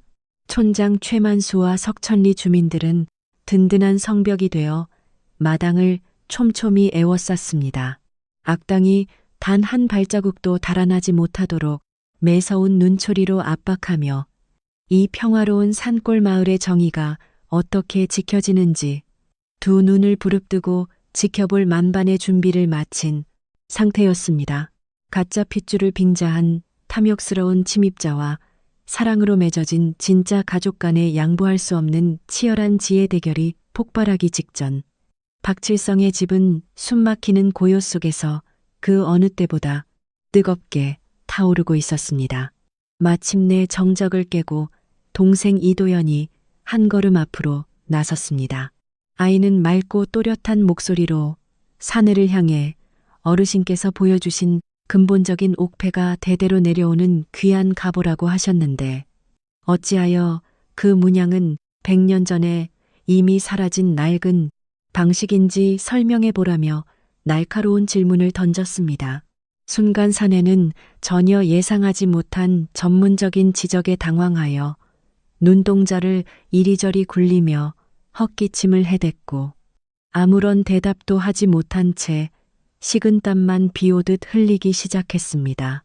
고작 7살인 산골아이가 궁중의 귀한 물건과 문양의 역사까지 꿰뚫어 보고 있을 줄은 꿈에도 몰랐기에 사내는 변명거리조차 찾지 못하고 입술만 바르르 떨었습니다. 사내가 당황하여 말을 더듬거리는 사이 이번에는 형 이문현이 나섰습니다. 어르신께서는 저희가 갓난아기일 때 일어난 난리통에 혈육을 잃어버렸다고 애통해 하셨으나 저희가 태어난 해에는 이 나라 어느 곳에서도 전쟁이나 큰 난리가 일어난 적이 없는데 도대체 어느 난리 속에서 저희를 잃었다는 말씀이냐며 앞뒤가 전혀 맞지 않는 거짓말에 꼬리를 꽉 쥐고 매섭게 흔들었습니다. 석천리 주민들은 이문현의 지혜롭고 논리적인 반박에 일제히 고개를 끄덕이며 옳소라고 외쳤습니다. 사내의 얄팍한 거짓말은 맑은 거울 앞에 선 것처럼 그 추악한 민낯을 서서히 드러내기 시작했고 마당의 분위기는 완전히 역전되었습니다. 코너에 몰린 사내는 불그락푸르락 변하는 얼굴을 부채로 가리며 그것은 내가 슬픔에 겨워 잠시 착각을 한 것이라며 어설프게 말을 돌리려 했으나 영특한 쌍둥이 형제는 그에게 단 한 틈의 도망칠 구멍도 허락하지 않고 더욱 맹렬하게 진실의 그물을 조여가기 시작했습니다. 동생 이도현은 다시 목소리를 높여 핏줄을 찾는 그토록 절박한 아비가 어찌하여 마을에 도착하자마자 아이들의 안위보다 돈주머니를 먼저 내던지며 흥정을 하려 들었는지 그 차갑고 계산적인 행태를 밝히라고 다그쳤습니다. 이문현은 기세가 완전히 꺾인 사내를 향해 결정적인 일격을 가하기 위해 한 걸음 앞으로 나섰습니다. 그는 어젯밤 주막에서 사내가 호위무사들과 나누었던 그 추악하고 더러운 대화 내용을 이미 온 마을 사람들이 다 알고 있다며 천둥 같은 호통을 쳤습니다. 하늘을 속이려 하지 말라는 꾸짖음과 함께 이문현은 사내의 흉악한 속셈을 낱낱이 밝혀냈습니다. 두 형제를 한양의 권력자에게 뇌물로 바치고 그 대가로 높은 벼슬자리를 얻으려 했다는 이기적인 계획이 이미 만천하에 드러났으니 더 이상 거짓 눈물과 위선으로 아버지 박칠성을 모욕하지 말고 당장 무릎을 꿇으라고 당차고 매섭게 몰아세우며 사내의 숨통을 조였습니다. 주막에서의 은밀한 계획까지 모두 들통났다는 사실을 깨달은 사내는 얼굴이 하얗게 질리며 다리에 힘이 풀려 그 자리에 털썩 주저앉고 말았습니다. 그가 손에 꽉 쥐고 있던 옥마저 흙바닥에 떨어져 볼품없이 나뒹굴었습니다. 석천 마을 주민들은 일제히 분노에 가득 찬 함성을 지르며 저런 처단해야 할 악당이 혈육을 사칭하여 어린 생명들을 지옥으로 밀어넣으려 했다며 분개했습니다. 주민들은 들고 있던 몽둥이와 농기구를 높이 치켜들고 당장이라도 사내를 향해 달려들 기세로 험악하게 다가서며 마당의 열기를 무섭고 뜨겁게 달구었습니다. 사내를 호위하며 거들먹거리던 험상구는 무사들조차 온 마을 사람들이 살기를 띠고 달려들자 기가 죽어 슬금슬금 뒷걸음질을 치기 시작했습니다. 자신들의 주인이 희대의 사기꾼이라는 사실에 부끄러움을 느끼며 무기를 바닥에 팽개치고 꽁지가 빠지게 산 아래로 도망쳐 버렸습니다. 홀로 남겨져 바닥에 주저앉은 사내는 벌벌 떨며 두 손을 싹싹 빌기 시작했습니다. 제발 목숨만은 살려달라며 방금 전까지 무시하고 핍박했던 박칠성의 바짓가랑이를 붙잡고 눈물 콧물을 흘리며 비참하고 구차하게 용서를 구하는 처량하고 꼴사나운 신세로 전락했습니다. 평상에서 천천히 일어난 촌장 최만수는 지팡이로 사내를 가리키며 호통을 쳤습니다.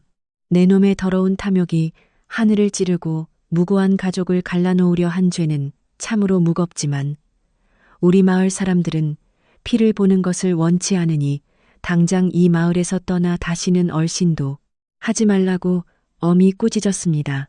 석천 마을 주민들은 흙먼지를 집어 사내를 향해 던지며 썩 물러가라고 고함을 질렀습니다. 겁에 질린 사내는 떨어진 가짜 옥조차 챙기지 못한 채 신발 한 짝이 벗겨지는 줄도 모르고 비틀거리며 도망치듯 산길을 뛰어내려가 시야에서 완전히 사라졌습니다. 탐욕스럽고 사악했던 불청객 무리가 바람처럼 쫓겨나고 흙먼지가 서서히 가라앉아 낡은 초가집 마당에는 마침내 평화롭고 고요한 안도의 공기가 깃들기 시작했습니다. 모두가 가슴을 쓸어내리며 큰 한숨을 돌렸습니다. 아버지를 지키기 위해 어린 나이에도 불구하고 무서운 사기꾼 앞에서도 흔들림 없이 당당하게 진실을 밝혀낸 영특한 이문현과 이도현 형제는 그제야 긴장이 풀린 듯 서로를 바라보며 맑게 웃었습니다. 굳게 버티고 섰던 작은 두 다리에 힘을 풀고 박칠성의 넓은 품으로 달려가 안겼습니다. 이문현과 이도현은 박칠성의 품으로 와락 달려들어 안겼습니다. 박칠성은 두 팔을 크게 벌려 자신에게 안겨오는 소중한 두 아들을 부서질 듯 꽉 끌어안았습니다. 기쁨과 안도의 뜨거운 눈물이 쉴 새 없이 쏟아졌고 그는 거칠고 투박한 손으로 아이들의 등을 연신 토닥거렸습니다. 너희들의 그 깊고 명민한 지혜가 아니었다면 이 무지하고 힘없는 아비는 오늘 천금보다 귀한 너희들을 잃고 평생 피눈물을 흘리며 후회했을 것이라며 박칠성은 벅차오르는 감격을 이기지 못하고 흐느꼈습니다. 이문현과 이도현 역시 아버지의 목을 단단히 끌어안은 채 무사히 아버지를 지켜내어 다행이라며 함께 눈물을 흘렸습니다. 핏줄이 전혀 섞이지 않았음에도 서로를 위해 목숨까지 내어줄 만큼 끈끈하고 아름다운 천륜을 맺은 박칠성과 이문현, 이도현 형제의 모습은 석천마을 사람들의 가슴 속에 위대한 사랑의 가르침으로 깊게 스며들었습니다. 지켜보던 사람들의 눈가에도 어느새 감동의 이슬이 맺혔습니다. 지게에 작대기를 내려놓은 농부들은 옷소매로 붉어진 눈시울을 훔치며 환한 미소를 지어 보였습니다. 이때 최만수가 지팡이를 짚고 인자한 표정으로 다가왔습니다. 그는 박칠성의 어깨를 두드리며 자네가 지극정성으로 뿌린 사랑의 씨앗이 이토록 단단한 열매를 맺어 모진 비바람을 막아주는 바람막이가 되어 주었으니 참으로 장하고 기특한 일이라고 진심 어린 칭찬을 건넸습니다. 최만수는 이어 이문현과 이도현의 머리를 차례로 쓰다듬으며 어린 나이임에도 불의에 맞서 진실을 밝혀낸 너희들의 용기와 지혜는 훗날 이 세상을 밝게 비추는 큰 빛이 될 것이라 축복했습니다. 소란과 긴장감이 가득했던 초가집 마당은 점차 평온한 일상의 분위기를 되찾았습니다. 석천 마을 사람들은 마치 자기 집일인 양 발 벗고 나서서 흐트러진 장작더미를 가지런히 정리하고 짓밟힌 흙바닥을 빗자루로 쓸어내며 마당을 정돈했습니다. 누구 하나 불평 없이 콧노래를 흥얼거리며 돕는 이웃들의 따뜻한 뒷모습을 보며 박칠성은 이 가난한 산골 마을이야말로 세상 그 어떤 고래등 같은 기와집보다 안전하고 정겨운 자신들의 진짜 보금자리임을 뼈저리게 느꼈습니다. 그의 입가에는 부드러운 미소가 번졌습니다. 박칠성은 자신들을 위해 아침부터 달려와 악당들에 맞서준 고마운 이웃들을 그냥 돌려보낼 수 없었습니다. 그는 오늘은 비록 가진 것이 넉넉지 않으나 아껴둔 쌀을 모두 털어 따뜻한 식사라도 대접하고 싶다고 큰 소리로 외쳤습니다. 그의 제안에 석천 마을 사람들은 환호하며 기뻐했습니다. 그러자 윤예분을 비롯한 부지런한 안악들이 집으로 달려가 직접 담근 묵은지와 나물 반찬들을 주섬주섬 챙겨 다시 모여들었습니다. 순식간에 마당은 시끌벅적하고 훈훈한 잔치 분위기로 변했습니다. 부엌에서는 커다란 가마솥에 물이 끓고 장작불이 타오르기 시작했습니다. 구수한 밥 냄새와 된장찌개 끓는 향기가 차가운 가을 바람을 타고 골짜기를 가득 채우며 모두의 배를 기분 좋게 자극했습니다. 아낙네들의 경쾌한 도마질 소리와 사람들의 웃음소리가 마치 한편의 아름다운 교향곡처럼 어우러지며 낡은 초가집을 가득 채웠습니다. 아침나절에 감돌던 무섭고 팽팽했던 긴장감은 어느새 아궁이에서 뿜어져 나오는 따뜻한 온기 속으로 흔적도 없이 부드럽게 녹아내려 자취를 감추었습니다. 그 빈자리에는 오직 다정하고 정겨운 이웃 간의 끈끈한 정만이 마당 한가득 뭉게뭉게 솟아오르며 평화롭게 피어올랐습니다. 마당 한가운데에는 커다란 멍석이 넓게 펼쳐졌고 집집마다 가져온 소박하지만 정성 가득한 반찬들과 가득 담긴 고봉밥이 상위에 차려졌습니다. 석천마을 사람들은 빙 둘러앉아 밥술을 크게 뜨며 오늘 있었던 통쾌하고 짜릿한 승리에 대해 이야기꽃을 피우기 시작했습니다. 어른들은 이문현과 이도현 형제가 악당의 기세를 꺾어놓던 눈부신 장면을 흉내내며 껄껄 웃었고 아이들은 아버지 박칠성의 무릎에 기대어 앉아 이웃 어른들이 건네주는 맛있는 반찬을 얌전하게 받아 먹었습니다. 그 어느 때보다 편안하고 행복한 표정으로 밥그릇을 남김없이 아주 깨끗하게 싹싹 비워냈습니다. 식사 도중 최만수 족장은 막걸리가 담긴 사발을 번쩍 들어올리며 이제는 악의 무리를 몰아내고 우리 산골 마을의 평화를 굳건하게 지켜낸 지혜로운 쌍둥이 신동들과 헌신적인 박칠성을 위하여 다 함께 건배하자고 선창하며 분위기를 돋웠습니다. 사람들은 모두 환호하며 잔을 부딪혔고 낡은 초가집 마당은 이웃 간의 진정한 우정과 가족의 깊은 사랑을 축하하는 따뜻하고 정겨운 잔치판으로 변하여 그동안 박칠성 가족을 짓누르던 모든 근심과 불안의 어두운 그림자를 말끔하게 씻어내 주었습니다. 이문현과 이도현 형제는 식사를 마친 후 마루 끝에 나란히 걸터 앉아 어른들의 흥겨운 대화를 들으며 밤하늘에 서서히 떠오르기 시작하는 둥글고 밝은 달을 가만히 바라보았습니다. 그들의 눈동자에는 세상을 올바르게 지탱하는 진실의 위대한 힘에 대한 깊은 깨달음이 조용히 빛나고 있었습니다. 아무리 강력한 힘과 돈을 앞세워 억지를 부려도 거짓은 결국 진실 앞에 무너진다는 사실을 온몸으로 겪어낸 두 아이는 앞으로 더욱 열심히 글을 읽고 지혜를 갈고 닦아 아버지를 모시고 석천마을 사람들에게 큰 은혜를 갚으며 살겠다고 마음속으로 다짐했습니다. 어느덧 해가 서산 너머로 완전히 모습을 감추고 붉은 노을 대신 짙은 푸른 빛의 저녁 어둠이 산골 마을을 부드럽게 감싸안기 시작했습니다. 마당에서 식사를 즐기던 석천마을 사람들도 하나둘씩 그릇을 정리하며 각자의 집으로 돌아갈 채비를 서두르며 인사를 나누었습니다. 박칠성은 살인문 밖까지 나가 이웃들에게 연신 고개를 숙이며 평생 이 은혜를 잊지 않겠다고 진심을 다해 감사의 마음을 전했습니다.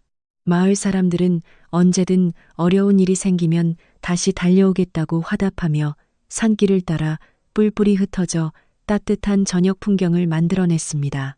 사람들이 모두 떠나고 난 뒤 다시 고요해진 초가집 마당에는 밤벌레들의 청아한 울음소리만이 잔잔하게 울려 퍼졌습니다. 박칠성은 빗자루를 들고 마당에 남아있는 흙먼지를 천천히 쓸어내리며 오늘 하루를 차분하게 마무리했습니다. 하루 동안 일어났던 엄청난 폭풍 같았던 일들을 박칠성은 조용히 되새겨 보았습니다.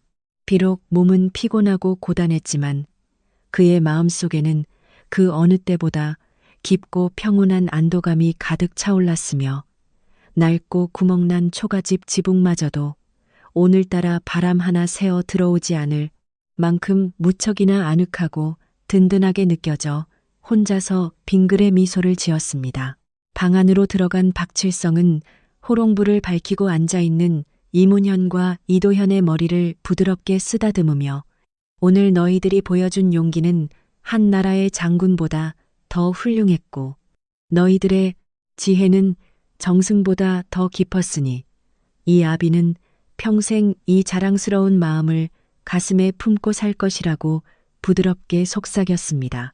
이문현과 이도현 두 형제는 수줍게 웃으며 아버지께서 항상 정직하고 바르게 살라고 가르쳐 주셨기에 저희가 겁먹지 않고 진실을 말할 수 있었던 것이라며 오히려 아버지의 따뜻한 가르침에 모든 공을 돌리는 겸손하고 아름다운 효심을 보여주어 방 안의 공기를 더욱 훈훈하게 데웠습니다.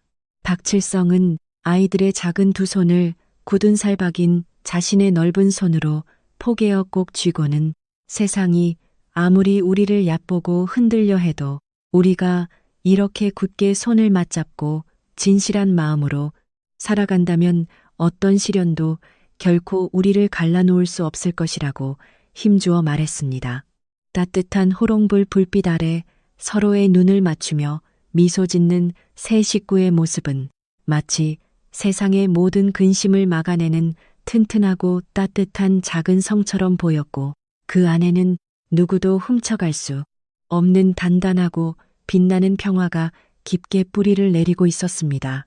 이문현과 이도현 형제는 아버지가 잠시 마당에 나간 사이 책을 꺼내어 내일 아침에 읽을 부분의 한자들을 미리 눈으로 훑으며 평범하지만 가장 소중한 자신들의 일상으로 자연스럽고 차분하게 돌아갈 준비를 하며 오늘 얻은 깊은 깨달음을 글귀 속에 조용히 새겨 놓았습니다.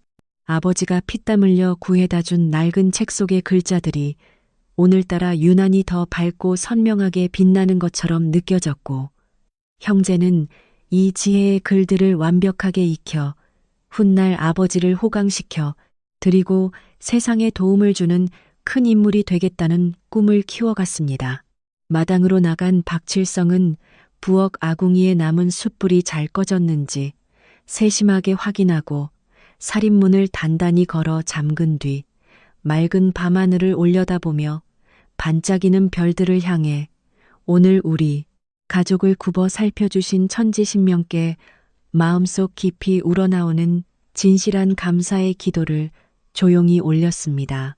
별들은 마치 박칠성의 기도를 들은 것처럼 더욱 영롱하고 부드러운 빛을 흩뿌리며 낡은 초가집 위를 아름답게 수놓았고 산골짜기를 타고 내려오는 시원한 밤바람은 오늘 하루 흘렸던 긴장의 땀방울을 아주 상쾌하고 기분 좋게 씻어주며 평안한 밤을 선물했습니다.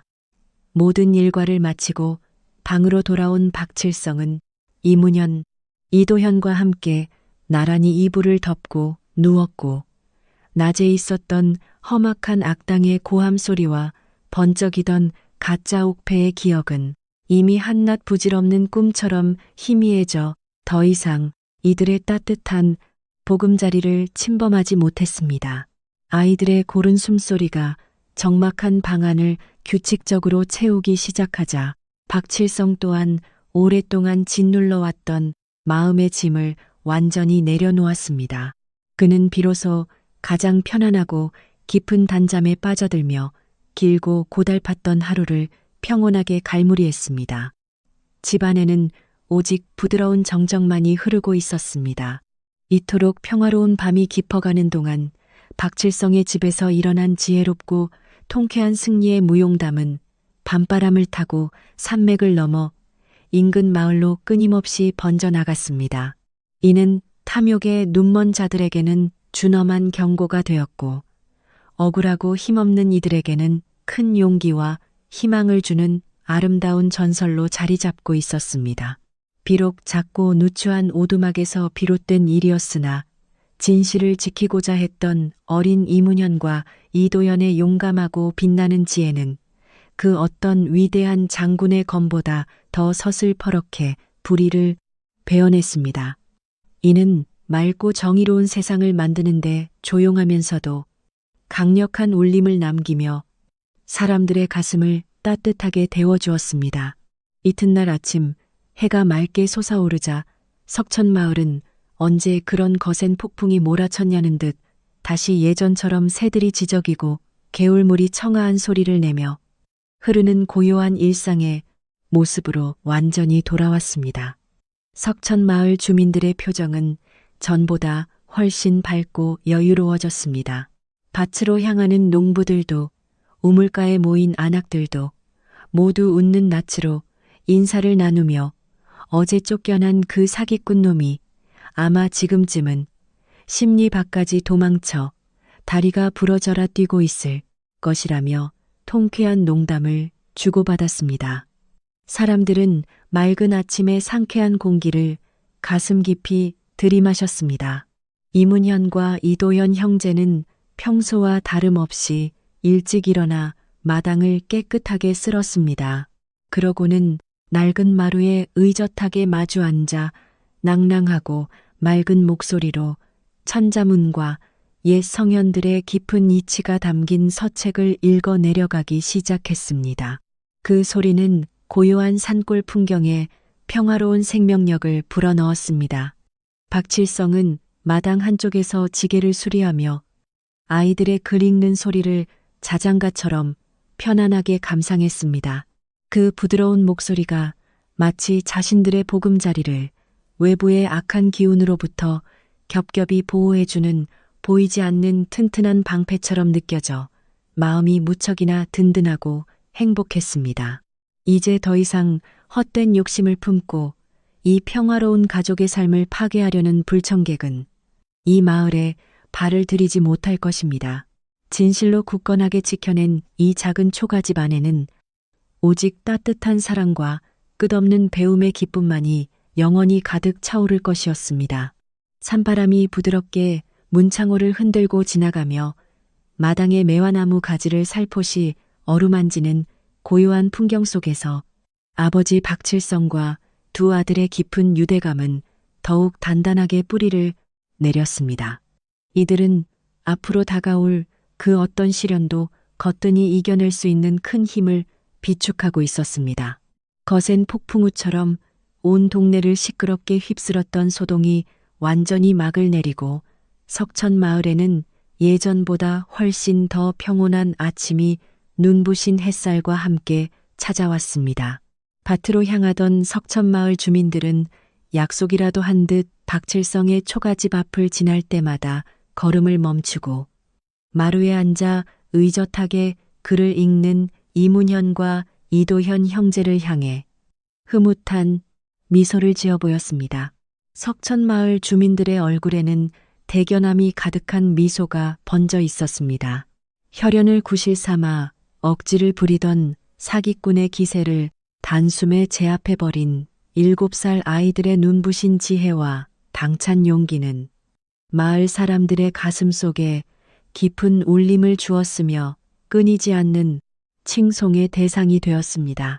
마을에서 가장 덕망이 높은 백발의 최만수 족장은 이른 아침부터 정갈한 도포를 갖춰 입고 마을의 어른들을 대동하여 박칠성의 소박한 초가집 마당으로 기분 좋은 발걸음을 옮겼습니다. 최만수 족장은 지팡이를 곁에 내려놓고 평상의 자리를 잡으며 어제 아이들이 보여준 놀라운 통찰력과 아버지를 지키려 했던 갸륵한 효심은 우리 마을을 넘어온 나라가 본받아야 할 훌륭한 본복이라며 목소리를 높여 진심으로 칭찬했습니다.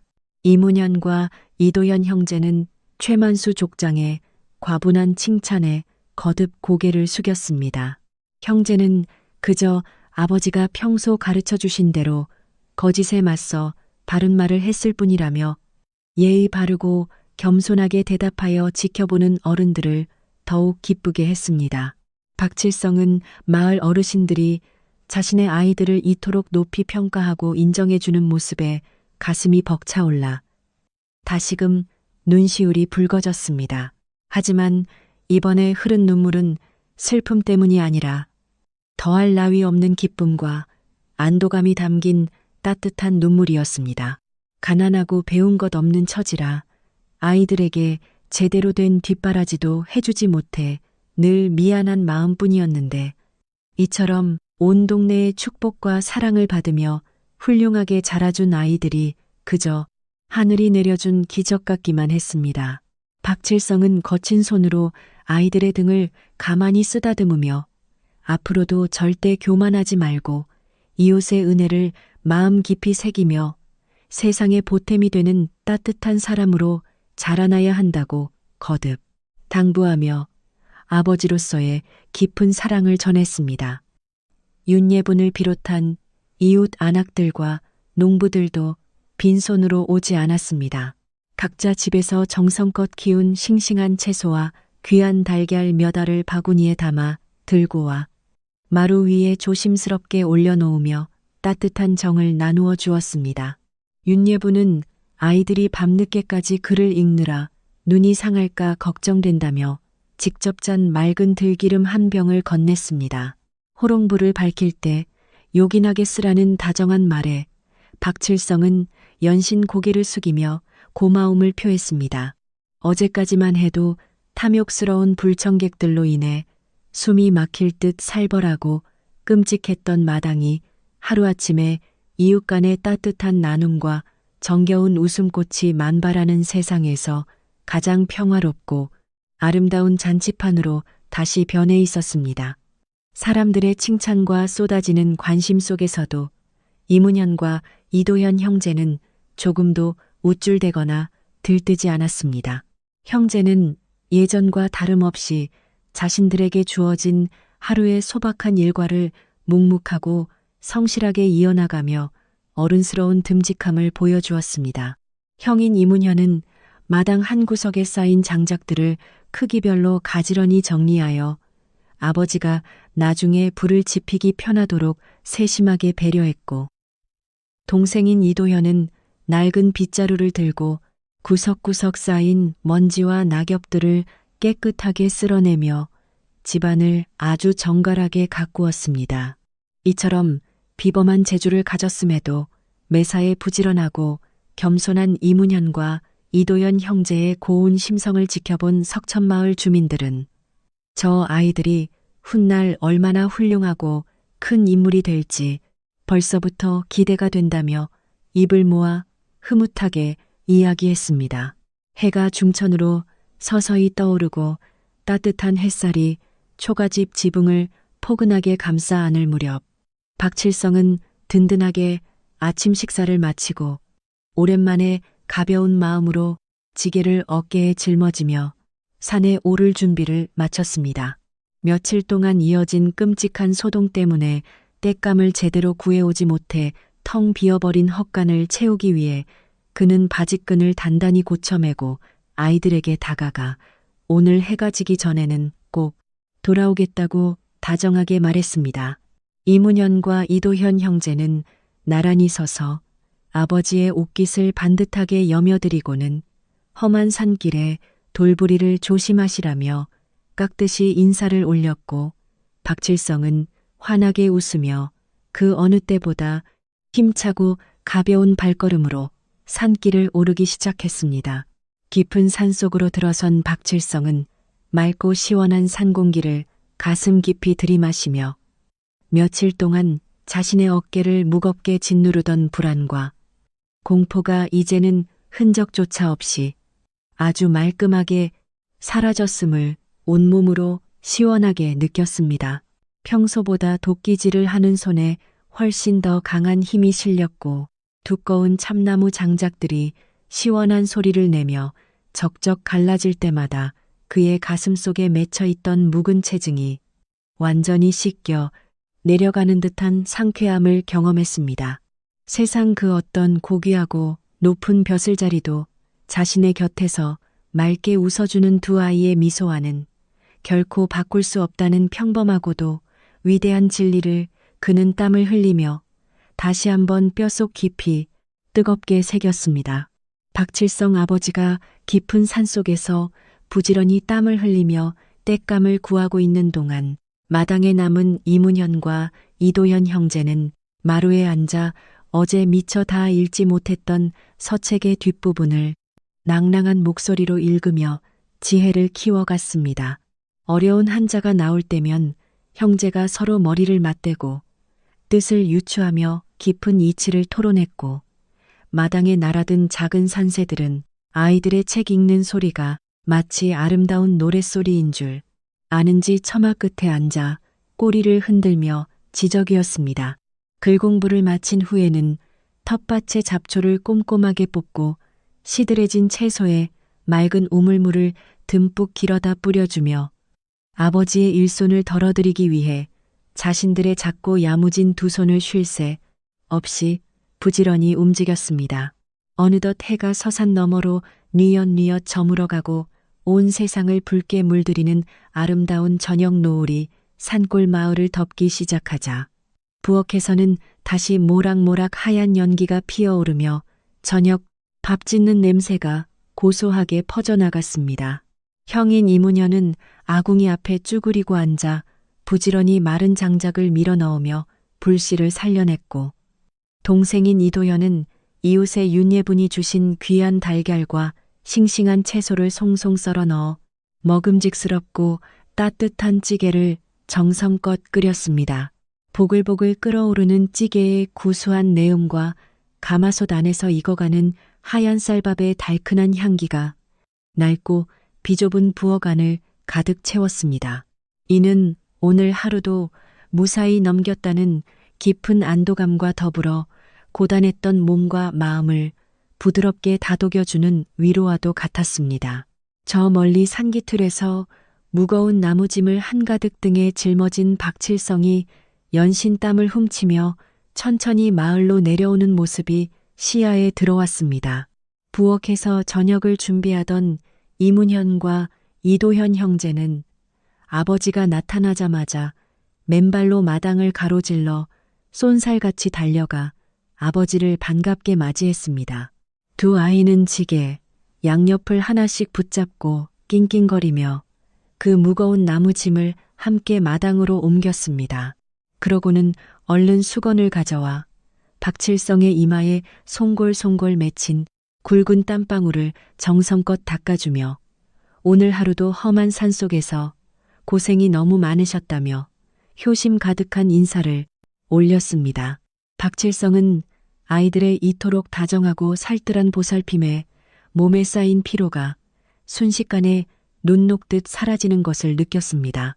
그는 허허 웃으며 내 자식들이 정성껏 끓여주는 맛있는 저녁 냄새를 맡으니 시장기가 확 돌아 배가 아주 고파졌다고 정겹게 너스레를 떨었습니다.